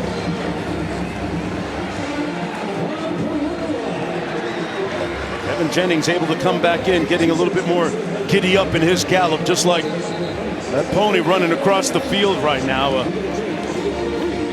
10-play drive, 44 yards, losing just under 4 minutes on the clock. What'd you make of, as we went strictly sights and sounds, the sight of him moving around in the pocket? Thumbs up or thumbs down or somewhere in between? I give him a thumbs up based on what he's been dealing with. I mean, over and over and over, we've seen the toughness of Kevin Jennings on full displays. He's never really been able to get back to 100%. And even on that third down play, was able to get out of the pocket.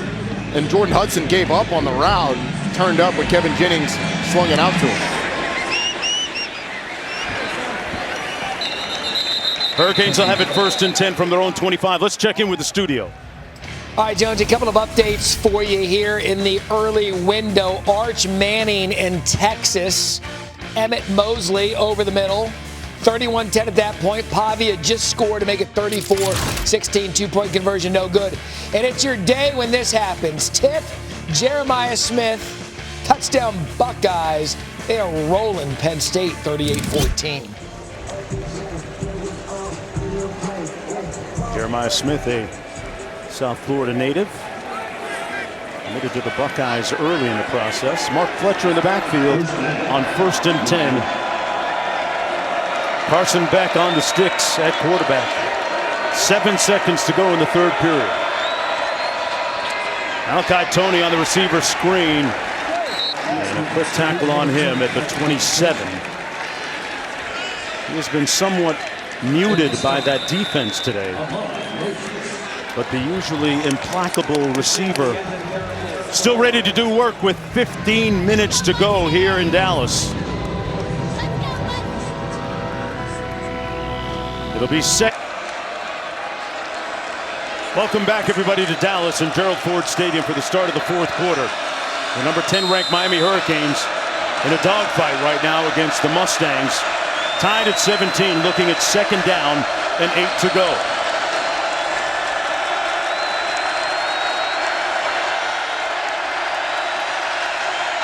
Carson Beck pulls it. Complete at the 35 and up the sidelines to Marion. Picks up a 1st down. You can see Carson Beck changing the play at the line of scrimmage.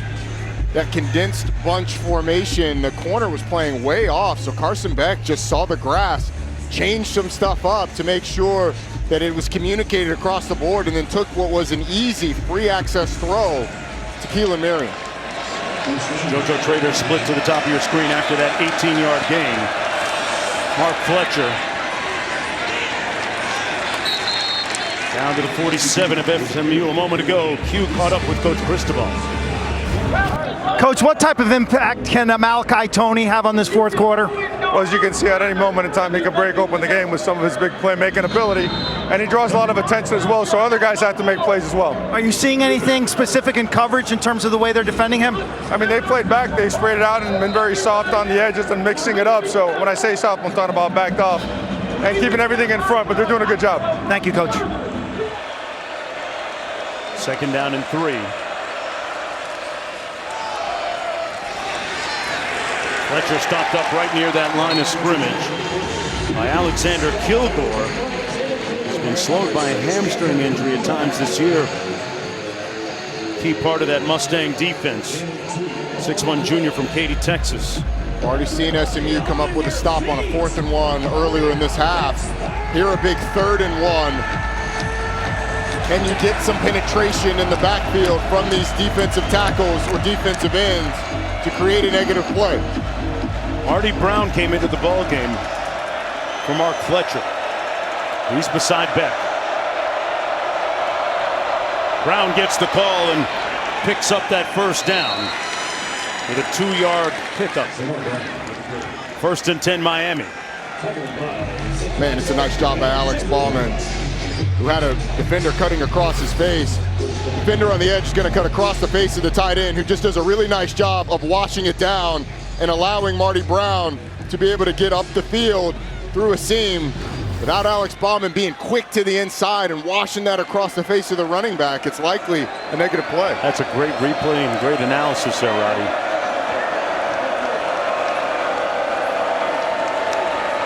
Beck underneath, complete. Malachi Toney stopped up at about the 34-yard line. That's where they'll spot his forward progress close to the first down. Picked up 10. They'll move the chains on this. Remember, Malachi Toney reclassified, folks. He's only 18 years old. I'd like to say maybe the top freshman in the country. Yeah, DeCorey Moore out at Oregon's been really good at receiver as well. But Malachi Toney, his impact, I think his impact in special teams puts him over the top. We've already seen him take a punt return inside the 10-yard line today. He had 2 punt returns last week to get him great field position. I would say he's the top freshman in the country. Yeah, I gave him the coveted Roddy Award last week. Yeah. Look at Carson Beck down to about the 26-yard line. 11.5 minutes to go, 70-yard pickup by Beck. They don't do this much, but we've seen Carson Beck use his legs mostly in the scramble game earlier in the game.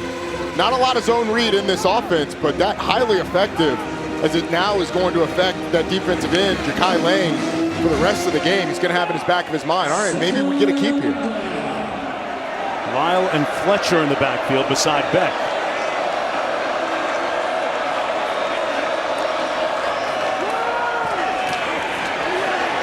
And that's going to be Fletcher, pardon me, Lyle.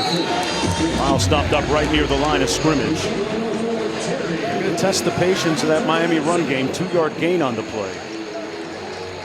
They've got those 2 guys inside that do a nice job defensively for SMU.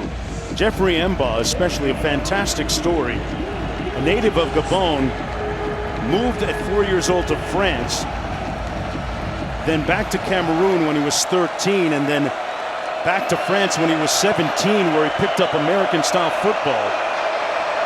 The Purdue transfer doing a nice job for the Mustangs. 3rd and short, and they're going to stop up that Miami run game. Brown with nowhere to go. It was Isaiah Smith. 4th down coming up, Roddy.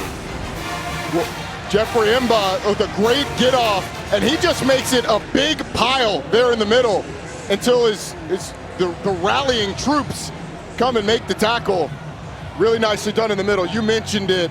Incredible story of a guy who's been all over the place. You actually spoke some French to him yesterday, but he clogged that middle up to force the long field goal. In any language, that was good football by him. Carter Davis in to attempt this field goal from 45 yards out. And he gives the Hurricanes a 3-point advantage. 9:34 to go. A tight battle in Dallas when we come back.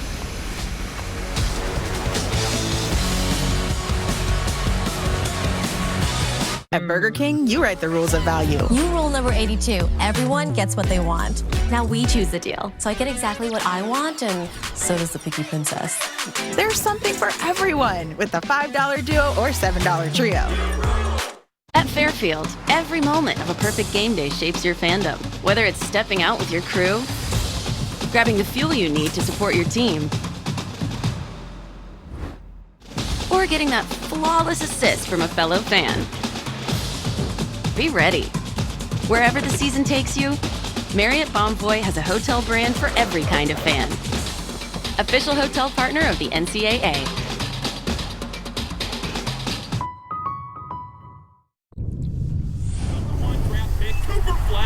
GSSI profile complete. How much sweat are you willing to lose? Because when you do that, you can surpass the hype. You can inspire generation after generation. You can compete against anything. So how much are you willing to lose? That's how you know. Hey now, say now.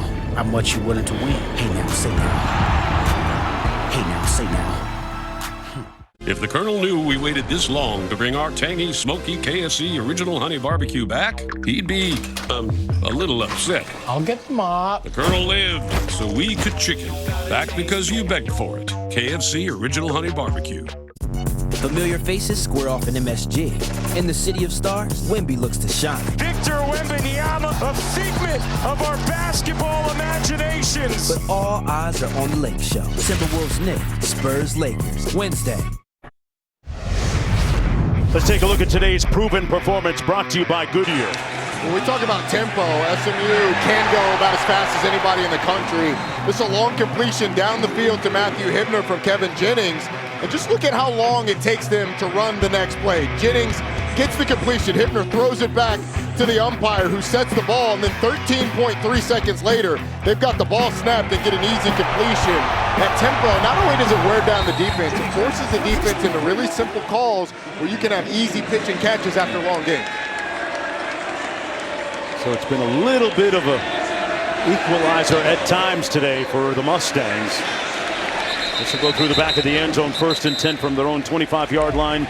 We'll check in with the studio. Guys, what's good? All right, Jonesy, keeping you up to date on this wild one between Clemson and Duke. TJ Moore, quarterback's best friend, Yak. He goes 70 yards for the touchdown, 45-38. Clemson back on top. Don't forget, coming up, bottom of the hour, CJ Carr. It'll be interesting to see where the playoff rankings have Notre Dame come Tuesday. They've got Boston College this afternoon. All right, thanks a lot, Matt. 1st down and 10 for the Mustangs, down by 3. Kevin Jennings, who was shaken up a little bit earlier. This was the scene a moment ago. Downfield and incomplete. R.J. Maryland, the intended receiver.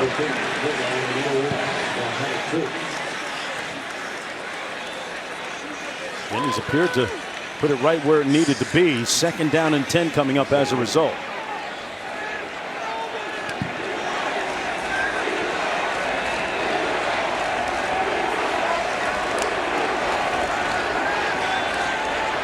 Jennings complete at midfield, 1st down to Derek McFall coming out of the backfield. Really nicely designed play by SMU. The fake has Aguirre's eyes in the backfield, and Derek McFall just slips out. We saw this play in walkthrough yesterday. Thought it could be good for him, and it was there. Jennings delivers back shoulder fade. What a catch by Jordan Hudson. Wow. Contorted his body, Roddy, to make that grab. He is as talented a receiver as they've had here since Rashee Rice. Not only does he contort his body to make it, but the strong hands, because he sees that late and snags it. That's 3 pass plays down the field that they could have had completions on. Maryland had the drop, and then the last 2, result in big plays. 20-yard pickup. Couple of chunk plays deep into Miami territory. Jennings rolls out and wisely throws that one away. It'll be 2nd down and 10. You showed that impact of tempo a moment ago. We spoke with Jerry during a break.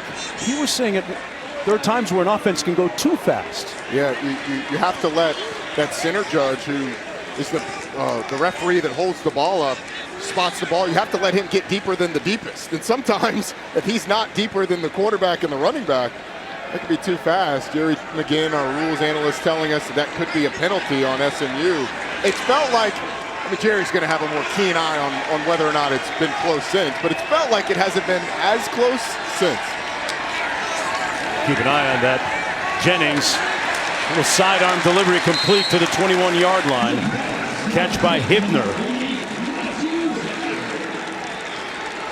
7-yard gain on the play. 3rd down and 3. Harden in the backfield. Another sidearm delivery and a 1st down to Jordan Hudson. Man, Jennings really dropped down. Tried to almost bend it around the offensive line, but that's another example after the 2nd down play of tempo, getting an easy completion for this offense, and it's wearing down this defensive line as we get further in the drive. They're a little slower off the ball. 7th play of the drive, all passes so far. Jennings trying to do it with his legs. No go for Ruben Payne, who has that left arm wrapped up, almost mummified. Look at that thing. Oh yeah, it's got like the J.J. Watt elbow guard. It's more intimidating, but you see how hard he's breathing. I mean, they've been on the field. They've been going at tempo. He does a nice job on that one. I think Kevin Jennings probably should have given it, especially because he has no explosion off of that left leg that we saw got injured earlier. A little over 7 minutes to go in the 4th quarter. Jennings with time takes off and throws it out of bounds. Outside the pocket, ball beyond the line of scrimmage in the vicinity of a receiver. No grounding. It'll be 3rd down and 11. And with Kevin Jennings, when he's running, you can see the strides as he pushes off the right foot look pretty normal. But that left foot, it just looks dead. And for anybody that has had an ankle sprain, you know what it's like to push off with an ankle that's been twisted. It just feels like you have almost a flat tire. There's just no thrust off of it. 3rd and 11. Jennings dropping back. There's a flag down. Jennings finds a receiver, his tight end, Hibner, and he's brought down inside the 5, but this is going to be a hold.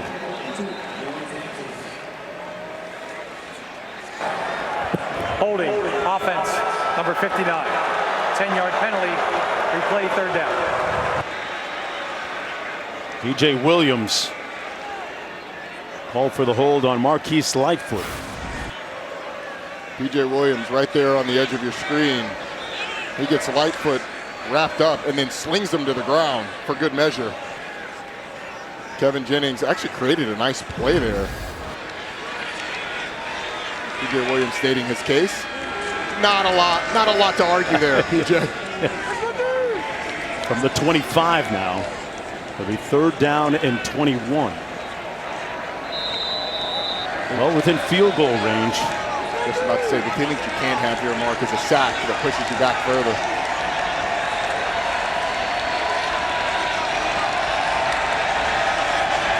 They got to get to the 4-yard line for a 1st down.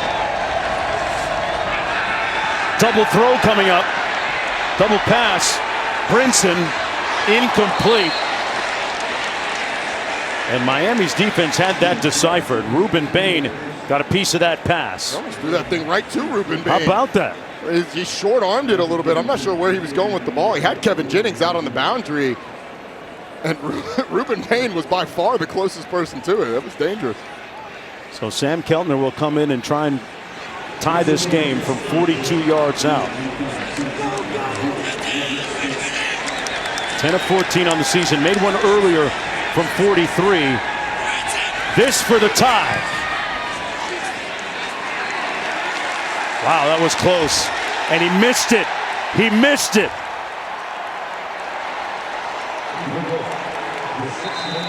That was extremely close, but the official said it was wide.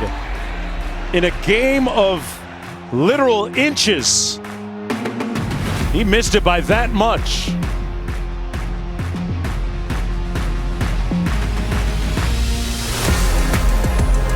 Analysts, tell us why.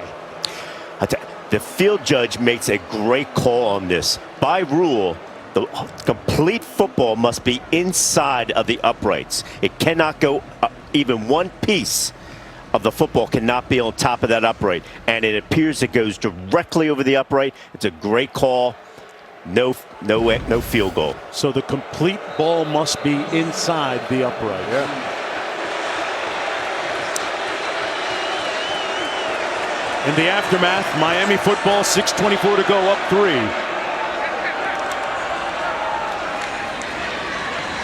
And Mark Fletcher lacerates that line of scrimmage.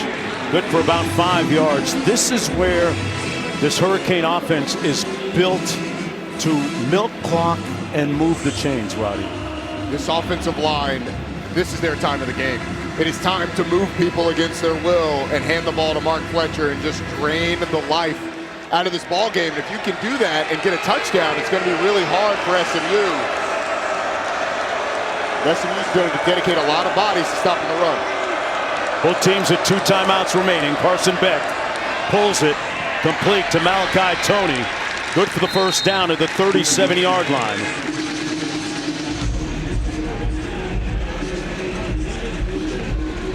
SMU defense hasn't given up huge plays in the secondary this game. No, they haven't. Miami's been patient, though. They've looked for him, but Miami's been patient. Carson Beck has been patient, getting back to his checkdowns and taking what's underneath. It's kept them on schedule. The thing that SMU has done well is once Miami's gotten in that high red zone area, they've really buckled down and not allowed Miami to score touchdowns. Carson Beck has completed his last 7 passes in a row, going to take off. Lunges forward across the 40. They're going to spot it right at the 40-yard line. Beck has completed 11 of his last 12. Picked up 3 with his legs right there. Smart by Carson Beck. It's an RPO where he wanted to throw it out wide, and he ends up not liking the look and tucking it. He's been incredibly efficient in the second half after a frustrating first half. And we saw a number of times the frustration out of Heath. We've seen frustration out of Shannon Dawson today as well. Miami in a good position, a position that they feel good in with the ball and that offensive line getting down towards 4 minutes. Beck hands it off to Fletcher. Pounding it between the tackles, good for about 2 yards. 3rd down coming up after that 2-yard pickup. Mentioned some of that frustration after the stop on 3rd down. Miami's offensive line allowing a little bit of penetration, and Marty Brown getting stopped in the backfield. Shannon Dawson obviously frustrated. It looked like he was more expressing frustration to Mario Cristobal than at Mario Cristobal. But you can see his motion, almost willing the running back to hit it up behind that offensive line. I just call that communication. I love it. Hurricanes 6 of 13 on 3rd down today. This would be a huge conversion. They're going to pass it. Beck has Fletcher. Running out of time, keeps it. Beck delivers complete down to the 29 to Marion for the first down. But there's a flag down on the play back near midfield at the 49. So hold on.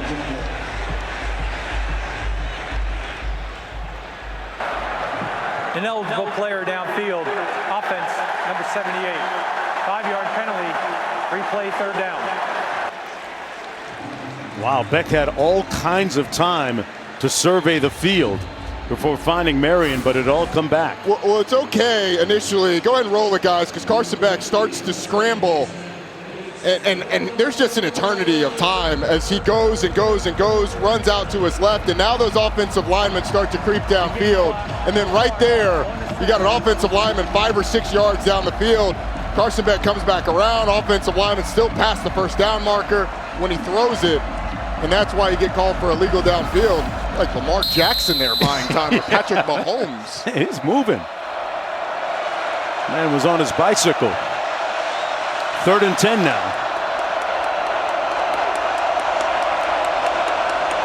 He's had a hot hand the last couple series. And they whistled this one dead, and another flag on the play. False start, offense, number 70. Wow. 5-yard penalty, 3rd down. 11 penalties for 81 yards against Miami today, Roddy. We were just talking about the importance of them possessing the football and draining this clock. You had a 3rd and medium. And you mentioned during that play, Carson Beck had Mark Fletcher, didn't see him. Then you get the illegal downfield, which that happens when you have scrambles that long. But the false start, stuff like that, that is a backbreaker for Miami today. 3rd and 15 now. Malachi Tony, part of that bunch formation. But they come the other way. That's going to be a complete ball to Marion. And they're going to give him the yardage out to the 48. And that spot was on point, picked up 16. And it wasn't Malachi Tony, it was Marion. Today, Keelan Marion's been the guy to go to on 3rd down, but William Nettles has to know where the 1st down marker is. I mean, you have to know that Keelan Marion is not going to push it up the field to try and score a touchdown. You need 15 yards to get the 1st down. Keelan Marion breaks it at 16. If Nettles is a little bit more aware that he can throttle down, break on that football, and knock it down, I mean, that's unacceptable to give up a 3rd and 15 in this situation. That's a huge conversion. Mark Fletcher now down to the 49-yard line. Approaching 2 minutes to go. SMU has 2 timeouts remaining. And clock management is going to be very important now. And we have a player down.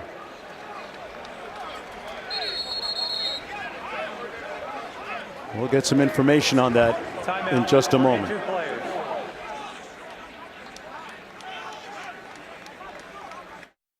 5, 4, 3, 2, 1, watch me.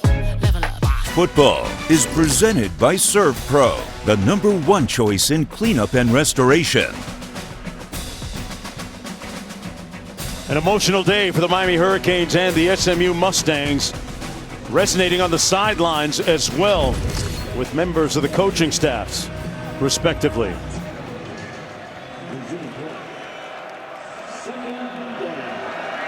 During the break, Terry Webb of SMU was able to walk off the field under his own power.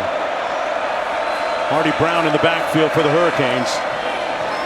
On the receiver screen, it's complete, but nowhere to go on the reception by JoJo Trader.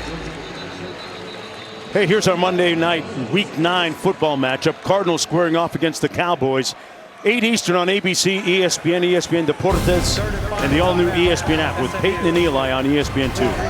Coverage kicks off with the NFL Live show at 3 Eastern from AT&T Stadium, and Scott Van Pelt and the Monday Night Countdown crew at 6 Eastern time. A lot of people here in the Metroplex going to be interested in that game. Did you hear Jerry Jones' comments about his $100 billion oil deal, and so he hasn't had time to fortify the Cowboys defense? 100 billion? Yeah. With a B? I believe it was 100 billion. Something like that. Okay. A lot of, Playmaker knows all about Jerry Jones. Hey. I'd be a little busy too. Busy. You're counting all those dollars. That was a big tackle by SMU defensively on that 2nd down. It sets Miami up for the 3rd and long. And like I said, they've given some of these up in this game, mostly to Keelan Marion.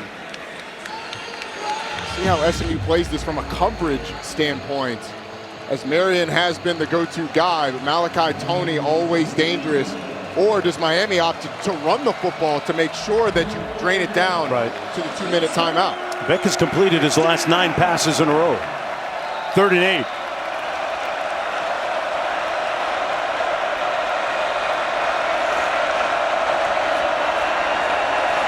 Beck, flag thrown, Marion. He's claiming that he was being held by Nettles. Marion is. But there's a flag back at the line of scrimmage.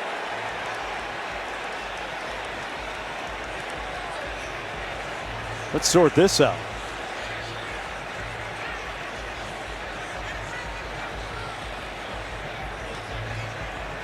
There's a flag on the far side of the field, downfield as well, it looks like.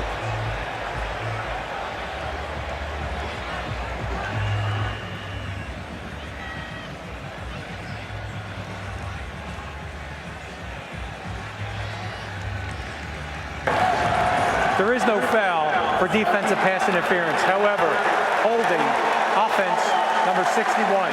Penalties decline, 4th down. Big stop by SMU defensively. I do think there's an argument for defensive pass interference down the field. Be interesting to hear the explanation there. But there was also offensive pass interference, I thought too. But Maui Noah just slams down the SMU defender and then lays on him. And then down the field, Keelan Marion gives Nettles a little shove with the right hand, and then Nettles grabs the right hand. So I don't know how you adjudicate that one. I would have said it's either both sides or nothing. Ymir Knight back for the punt at his own 10-yard line.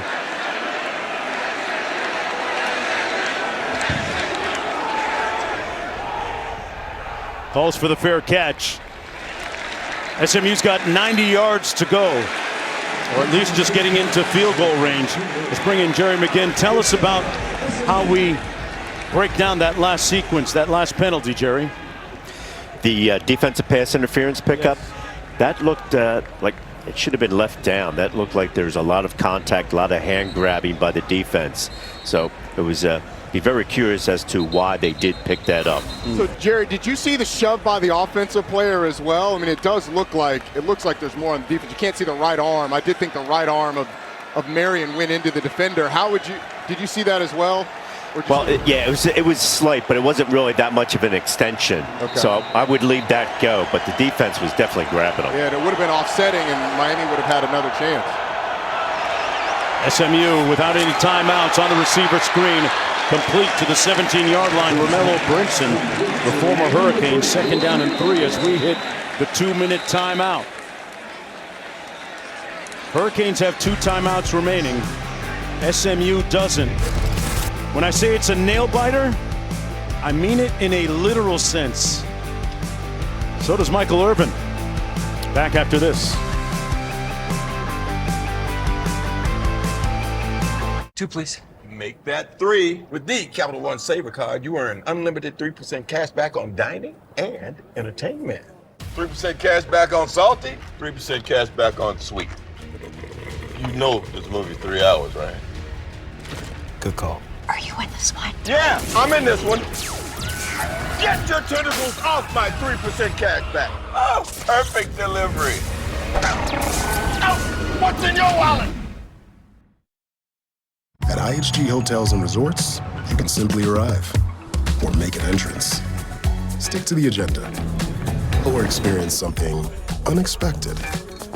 With IHG's 20 hotel brands, you can guest how you guest. Crispy edge, soft center, that's classic Toll House. That's Toll House too, right? Both taste like memories. Look, hold on. Not done reminiscing. Nestle Toll House, magic in every bite. Popeye's $6 Big Box is back. 2 pieces of signature chicken or 3 tenders. 2 sides and a biscuit, 1 very happy customer. Make Thanksgiving easy and delicious with Popeye's Cajun-style turkey. Love that chicken from Popeyes. On the road at Boston College, it'll likely stay that way. That's coming up 3:35 Eastern, ESPN. And can DJ Lagway in Florida have the interim coach magic against Georgia? That went over on ABC in about 14 minutes.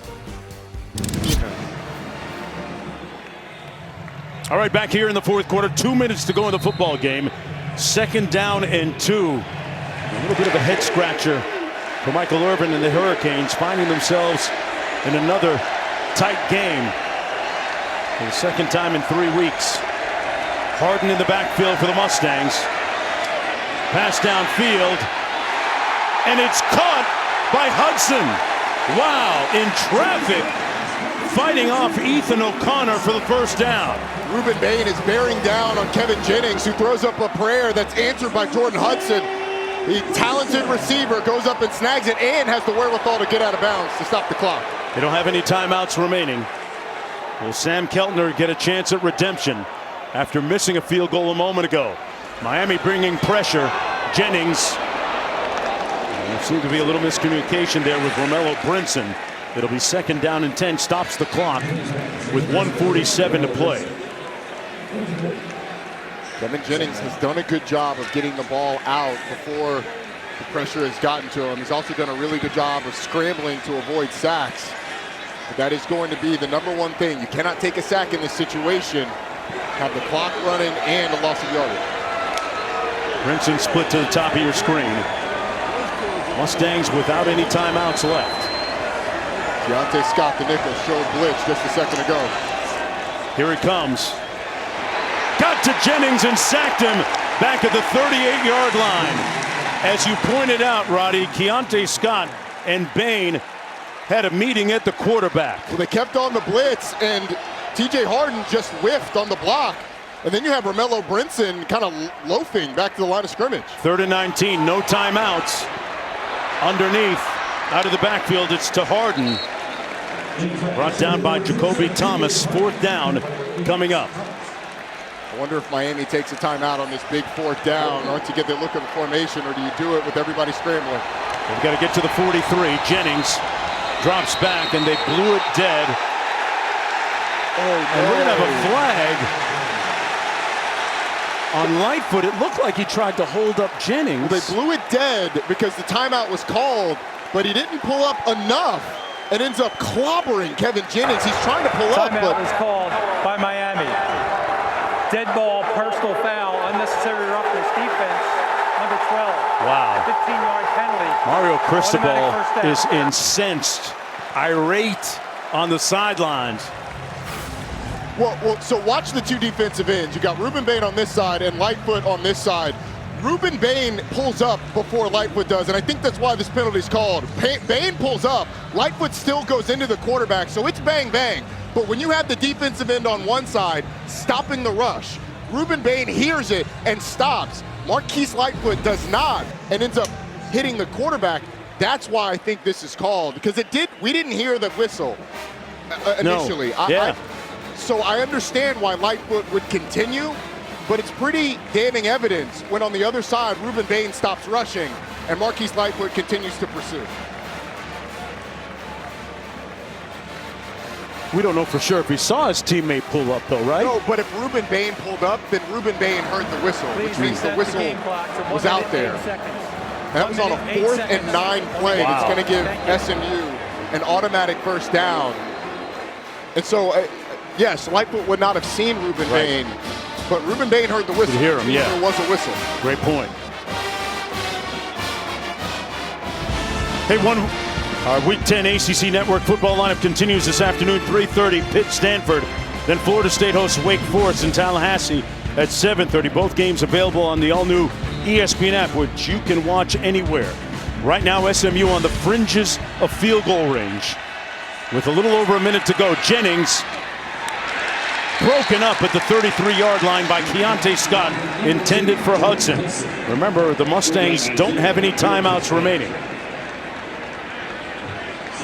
And Keltner looking for a moment for atonement after missing a field goal on the previous try just a few moments ago. Derek McFall in the backfield. 2nd down and 10. Again, if you're Kevin Jennings, no sacks here. Try and get the ball out. Gets it out quickly, complete to Knight. Yamir Knight down to the 25-yard line. 1st and 10. And now in field goal range for Sam Keltner. Got a player down. Looks like Savion Byrd, who left last week's game against Wake Forest with an injury. It's going to cost SMU 10 seconds, and the left tackle has to come out of the game. Nate Anderson comes in for him. Here's one of the key plays so far. The field goal that was tough to discern as to whether it was good or not. But Jerry McGinn, our rules analyst, says the entire football has to be inside those white uprights. 1st and 10. Jennings There's a couple flags down on the play. Jennings cuts it upfield and tiptoes out of bounds at the 20. See what these flags are about. SMU doesn't have any timeouts. Holding offense, number 64. 10-yard penalty, replay first down.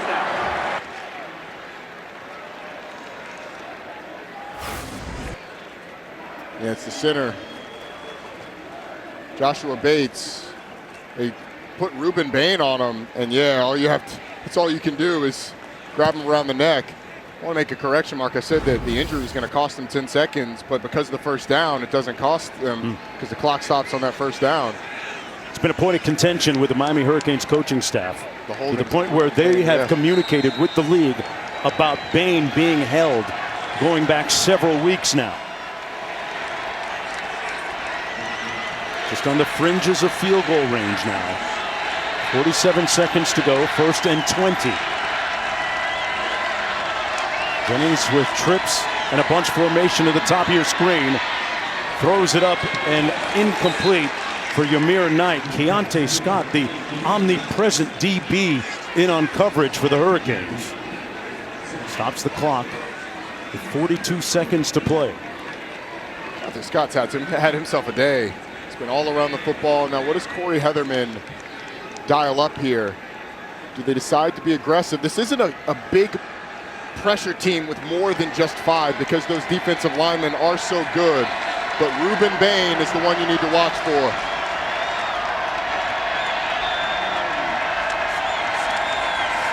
Jennings.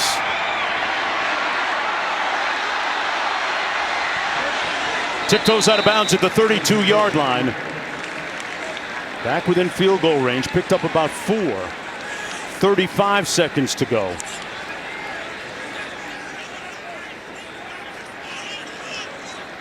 How aggressive is SMU going to be? That make from Sam Keltner earlier from 43, the miss, just barely from 42. This one, if they don't get another yard, would be approaching 50. It'd be about 48 yards. And his career long is 51. 7 on the play clock. Got to get moving here. Jennings, you don't want to take a sack, and he won't. The pass is ruled complete at the 21. What a grab by Hudson. Kept his feet in bounds. Stops the clock with 29 seconds to go. Makes himself available to the quarterback. Feet are down, ball in his hands, firm control. Does he survive the ground? He does. Wow. What a catch. What a grab as that moves Sam Keltner a little closer. And Miami is going to try and put him on ice. The ruling on the field is a completed catch. The play is under further review. And this doesn't hurt the Hurricanes' cause. They don't have to use a timeout. They're going to review this. The ruling on the field was complete. As we go to the ACC Game Day Operations Center in Charlotte. The ruling is a catch inbounds and completed pass, obviously. So we're going to look at this. We're going to first see the ball. If we look at replay A, we're going to see the ball here.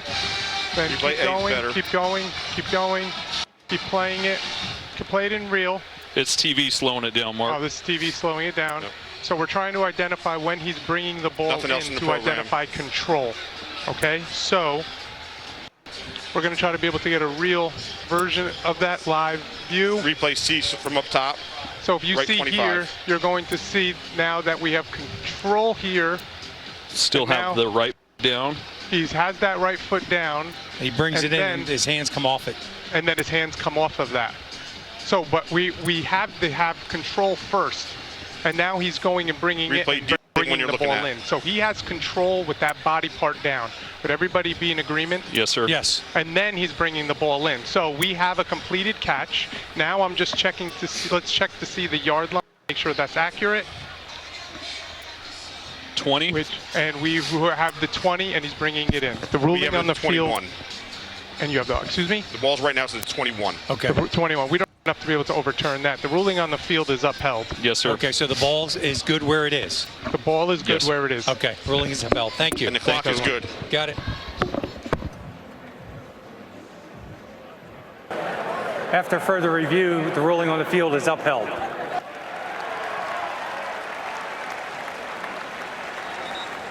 Your thoughts, Jerry, on the deciphering and all that? I tell you, that was a great stoppage. Everyone realizes that this is an important play in the game, and they went through every single steps, making sure that it was a completed catch. So kudos to the replay booth. Great job. And now a chance for redemption for Sam Keltner from 38 yards out for the tie.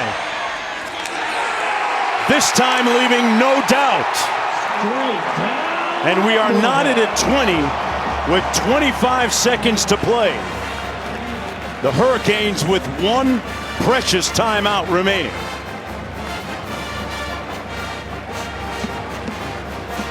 The mental resilience of this SMU team and of the kicker, Sam Keltner. Yeah. He had one miss by a hair. That one, as you said, left no doubt.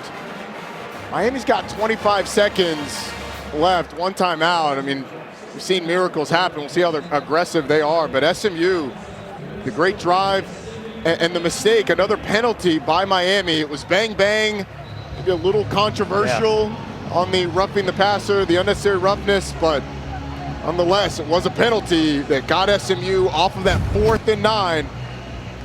Here earlier was the miss by the slimmest of margins, just outside, maybe even over the upright. But you come back and absolutely drill one, and despite having -2 yards rushing on the game, Mark, SMU tied. Yeah. And it looks like this one might be headed for overtime.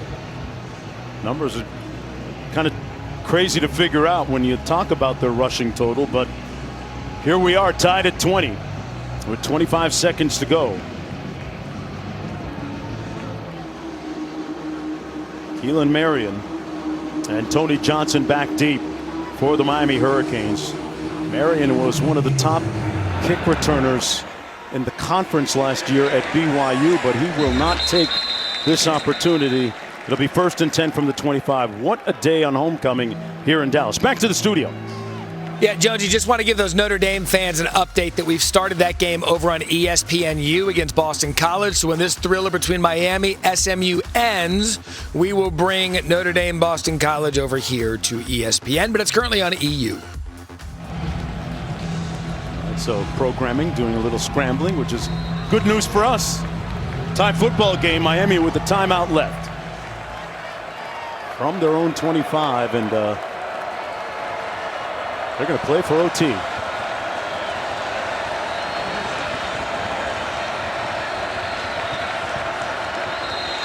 Carson Beck is going to take a knee.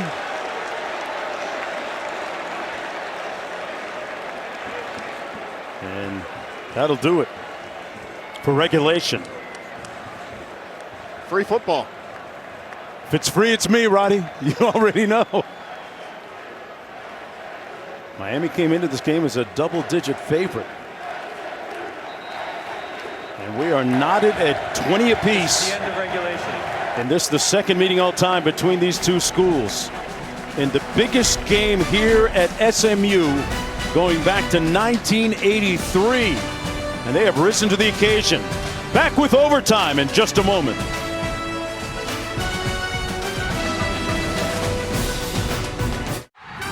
Feel that? Monday nights hit bigger in Texas. Them boys are feeling it. Feeling the weight of high expectations as... Welcome to Overtime, presented by Cheez-It. It's crunch time. In the first overtime, each team gets a possession starting at the opponent's 25-yard line. If it goes to a second overtime, teams again start at the 25-yard line, but must attempt a two-point conversion after a touchdown with no extra points allowed. From the third overtime on, teams alternate two-point conversion attempts from the 3-yard line until the game is decided. The rules for overtime, Miami will have the football first. Starting at the 25. SMU has been in an overtime game before, losing in double overtime to Baylor earlier this year. This Miami's first trip to the extra period. Shamar Brown in the backfield. Malachi Tony in motion. They're going to run it. They get a nice gain down to the 16-yard line. That was Brown. Here's a look at the overtime records that we were alluding to for the respective head coaches. Cristobal is undefeated in overtime. One of those overtime games for Lashley coming this year, that victory. Second and short.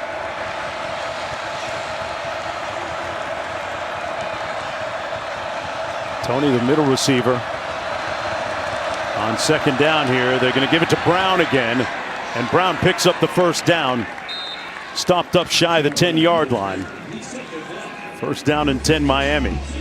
They can rotate several different backs in there between Fletcher, Brown. We've seen Lyle today as well. Yes, we have. And seems like during the break, the talk with Miami was, hey, let's see if this offensive line can get us a touchdown. See Mark Fletcher there on the sideline. A couple good run plays so far for Miami. Beck hands it off. That's going to be Brown. Brought down at about the 7. Tell you what, Marty Brown, if he cuts that back sooner, he has a walk-in touchdown. Just missed the hole a little bit. Get another look at Mark Fletcher on the sideline. This SMU defense has been so good in the red zone really all year long, but preventing Miami getting in the end zone when they've gotten close. Can they do it here is the big question. On second and 6. Marion, the bottom receiver. They keep it on the ground and nowhere to go that time for Marty Brown. Spears making the tackle, setting up an interesting third down coming up. Yeah, Brandon Mayazono got into the backfield and forced him into Spears, but this is the situation that SMU has been able to create. Third and longs. Keelan Marion has been the go-to receiver throughout this game on third downs, but it's typically it's Malachi Tony who's the go-to, who's second from the bottom. Keelan Marion lined up, singled up to the top. Beck's gonna pass. Pumps, delivers, picked off at the 2 by Moses.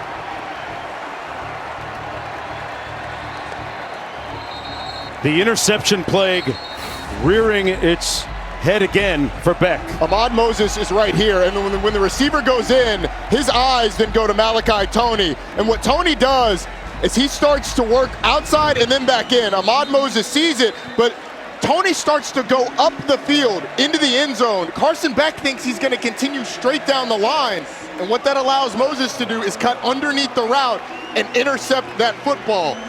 It's a really good play. Second interception of the game for Ahmad Moses. 14th interception on the season for this SMU defense, who has consistently created turnover after turnover. All they need is a field goal. Jennings on a predetermined quarterback run, tiptoes out of bounds at about the 20. Make it a 37-yard field goal if they would choose to go for it here. There's a look at the overtime records in this, the biggest game here in Dallas for SMU in decades.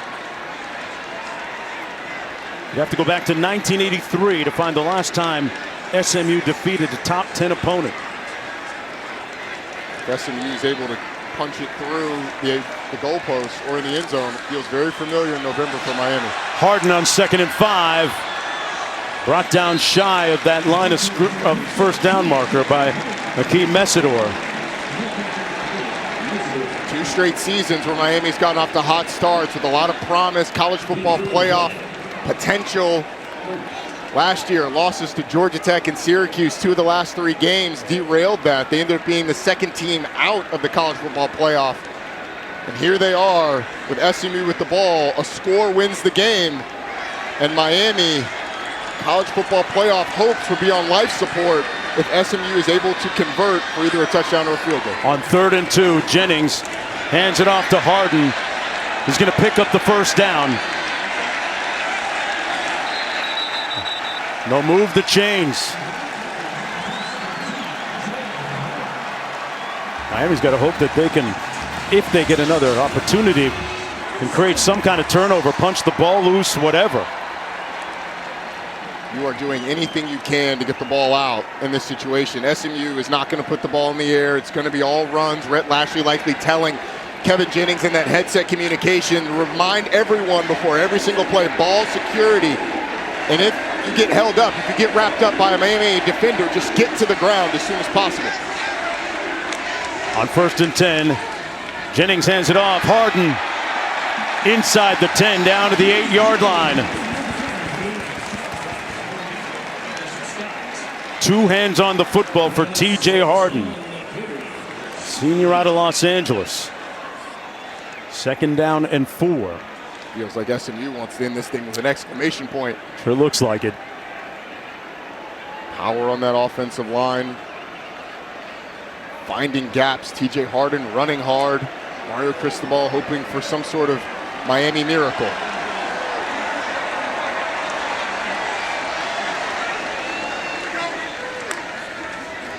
Jennings hands it off again. Harden brought down just shy of the end zone. Feet away.